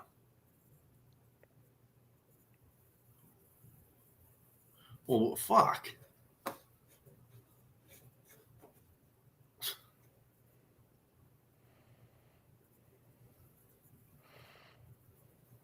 Holy shit. They have no timeouts now. This game, they can almost kneel on it. They get the 2-minute warning. What? That's embarrassing. You let them go all the way down the field like that. It's just so crazy how we go from thinking these defenses are so good to not, right? Like last year, the Redskins, and then going into the year, we're like, Redskins top defense, or I'm sorry, football team top defense, right? Broncos after the first 3 weeks. Oh, you know, Fangio's doing it again like he did with the Bears. And now they look, I mean, they did pretty good, but I mean, they held a backup quarterback, 2 backup running backs, backup linemen to 17. I mean, right. I don't know. Gavin, do you know, like, what percentage is Milton playing, or do you know, is it like 50-50 right now? Because I'm with you. I'll have a Bama ticket if Milton's going to play.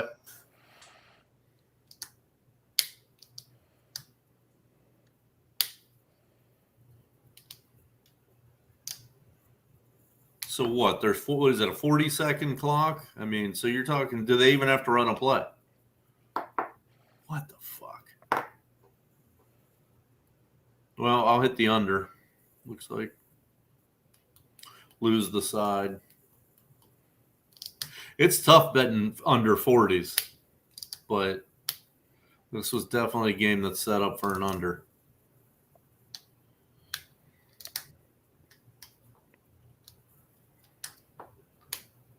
Oh, a first half ticket. I mean, wouldn't a full game ticket, Gavin, be just as good?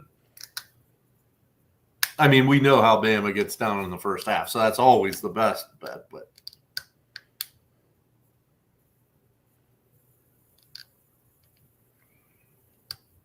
would you need 27 yards for, Otter? He had this huge parlay. It would have been like plus 1,600 or something ridiculous. What was the 27 though? Javonte Williams.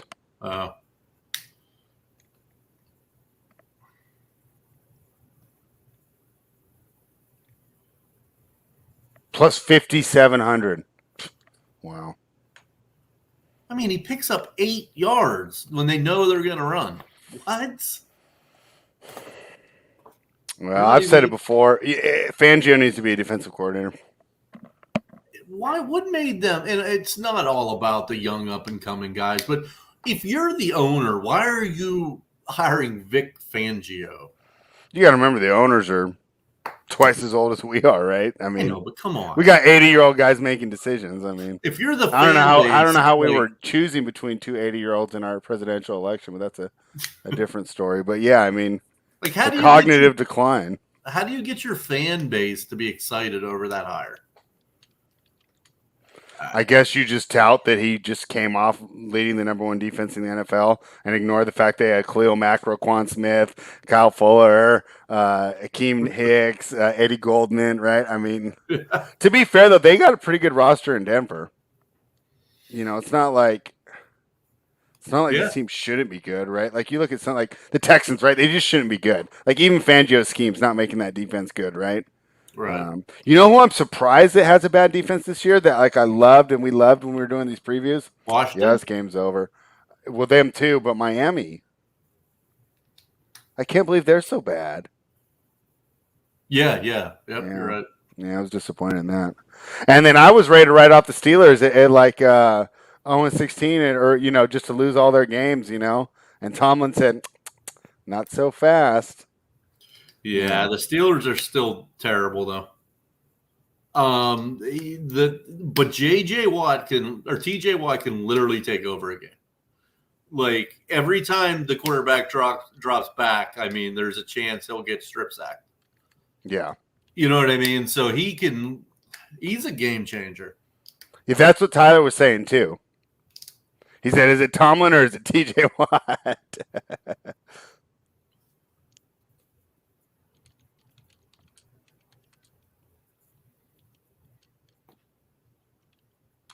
So what? I guess the Broncos will get the ball back here. Well, maybe. No, it's over. They're going to just kneel it. Well, it's third. Oh, okay. Third down. My bad. I forgot I'm ahead of you, but yeah. Will they get a first down on 3rd and 7? Yeah. What? This defense.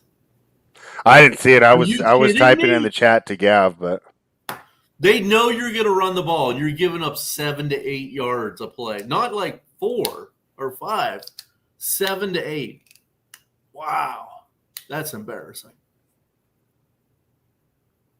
Jesus. This kid run for 160 yards. Yeah. And they knew he was going to run. Talk about breaking the slate. Talk to JSU tomorrow and be like, of course I knew. He was in my captain spot. Oh, okay. I barely even had time to watch their stuff. That's how busy it's been doing NFL and NBA content. Also, I'm trying to get myself back into shape, so I'm picking up the workouts, you know, here and there because I want to go back to the jiu-jitsu gym. But I'm like, I got to at least be able to run 3 miles before I step foot in there, you know, or I'm just asking for trouble. So I'm up to 1.6 right now, like on a pretty good basis. You know who inspired me is from our group is Draft Cheat. That guy went from like 1 mile to 10 miles over. I think he started this summer. I said that's pretty good. We got the teaser home. Let's go. Yeah, we got it. Let's go. Well, I'll take 1 and 1. Yeah. All right, Jay, I'm going to jump off, but the Clippers have the lead right now. We're sitting on plus 11, so hopefully that one will come home for us. Let's go, spread. So, I'm out of here, boys. Yeah. Good seeing you guys. So, all right, boys. Thank you. Hope you guys have a good evening. I appreciate you guys. All right. I will. I'll talk to you real soon. All right, brother. Thanks, everybody, for watching. All right, so let's put a bow on today. How we looking? So we got the teaser at the bottom. We're riding it. Giants plus 8.5. I love it because that line's off. And then the teaser I put on the sheet was with the Packers minus 1.5. Probably should have put both on the sheet, but I wanted to give you guys one bet tonight.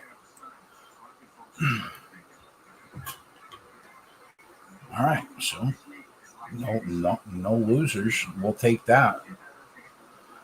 Let me see what time I'm going to get fucking Gavin up on the West Coast on a Saturday. Where are we?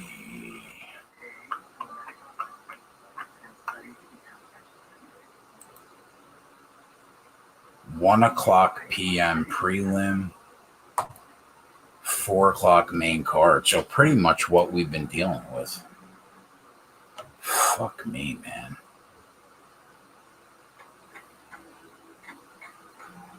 Did they settle on a catch weight for Marvin Vettori and Costa, or is that fight off? Because it's been an utter shit show.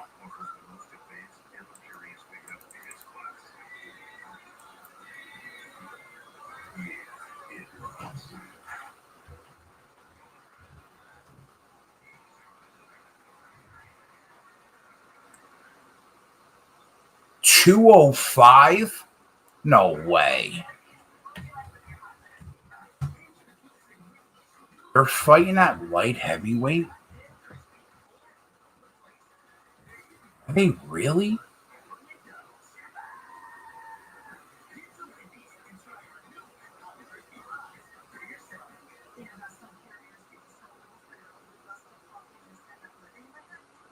Are they really fighting at 205? Is that confirmed?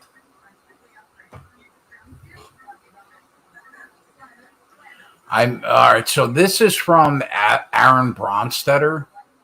I may be playing devil's advocate here, but isn't it better for Costa to admit that he can't make 186 on Wednesday rather than try to cut 26, fail, get down to 194?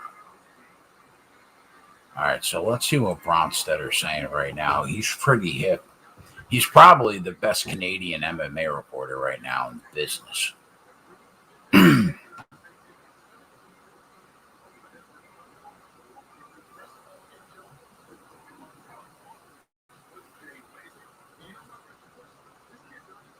Yeah, for anybody that's looking for like solid Canadian MMA news, Aaron Bronstetter's probably the best you're going to get. All right, so it's official at 195 pounds. Costa's going to give up 20% of his purse to Vettori as a penalty. Wow. Paulo Costa is such a piece of shit. Honestly, Israel Adesanya like broke him. Like he broke a toy. Like a Tonka truck. Paulo Costa, he turned into a joke. Like he's a joke now? That's what he is? Jesus.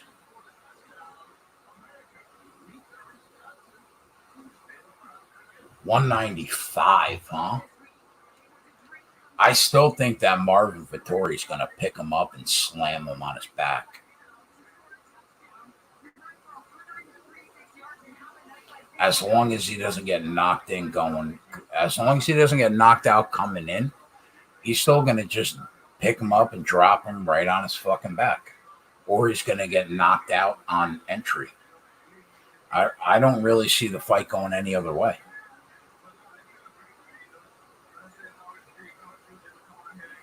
So have the odds changed? What are the current odds now? The weight's got to change the odds, no?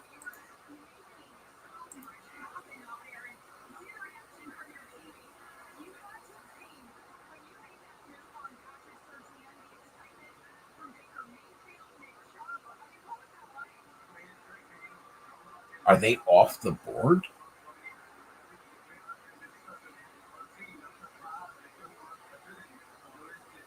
Oh, minus 180? How do the odds go up?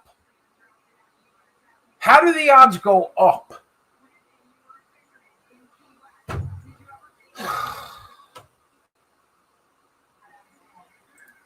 Fucking bookmakers, man.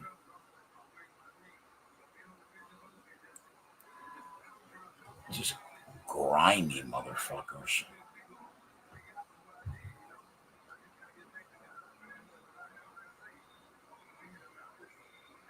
Yeah, because that's what Vettori does normally. He fights at fucking 200 pounds. Yeah, maybe on fight night, not at the weigh-in. Unbelievable.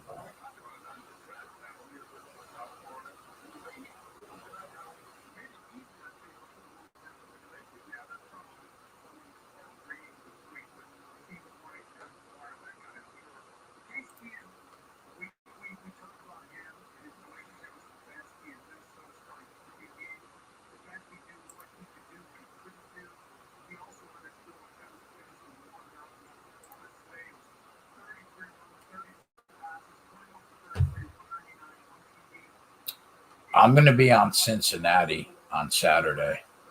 Probably not going to be on the sheet. I don't know. Maybe the first half. I don't know. But I'm going to be on them.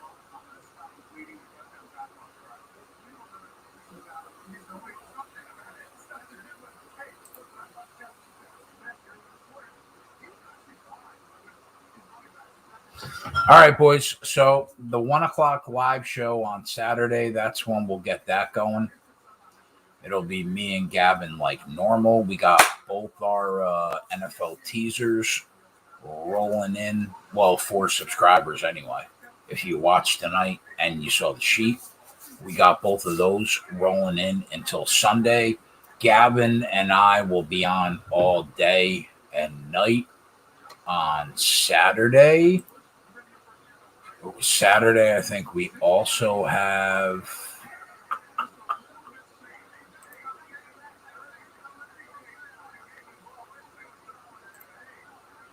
Yes, we got a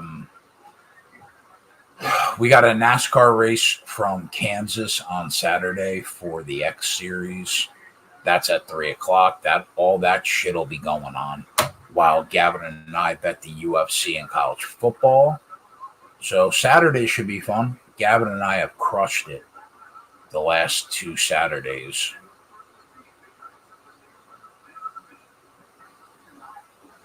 Last weekend I made 10 units. The weekend before that I made 13 and a half. Gavin made about 13 units 2 weeks ago. Probably made a half dozen last week. Well, I have the benefit of being on both days. He's only on one day. So, yeah, should be fun. And then, obviously, Sunday, I'll be on all day and night for week 7 in the league that plays for pay, which should be fun. I'll throw these UFC cards. I know Gavin finds like these weird fucking winners on these cards. I haven't liked anything that I thought's been worthy enough to put on the sheet. Like, yeah, I've hit winners. We were on Hooker. Gavin got me on Norman DeMont, which was a great play over the last couple weeks. But I didn't like anything. I didn't think anything was worthy of going on the spreadsheet at all. So I'm hoping once these bigger cards come up, I could find something that's actually worthy about putting on the sheet. I wanted to put Marvin Vettori on the sheet because I felt really good about him winning this fight for a while now. Can't do it at minus 180.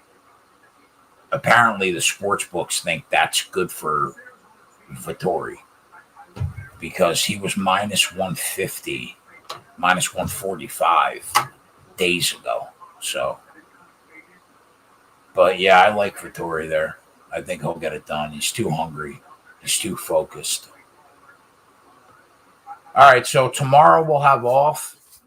Gavin and I will see you guys all day and night on Saturday. I'll be back with Tyler all day and night on Sunday. Other than that, I hope your action runs pure this week, my friends. Hope you guys have a profitable weekend. If you don't, you should be a member at Run Pure Sports. Well, Run Pure Bets, because we're up 46 units since August 1st. We're up 13 units in the month of October. And the fucking train just keeps rolling along. So, if you're here for a freebie, there comes a point where you either gotta shit or get off the pot. You know what I mean? Either be with us or don't be with us. All right. Gavin and I will see you guys on Saturday. Love you guys. I'm out.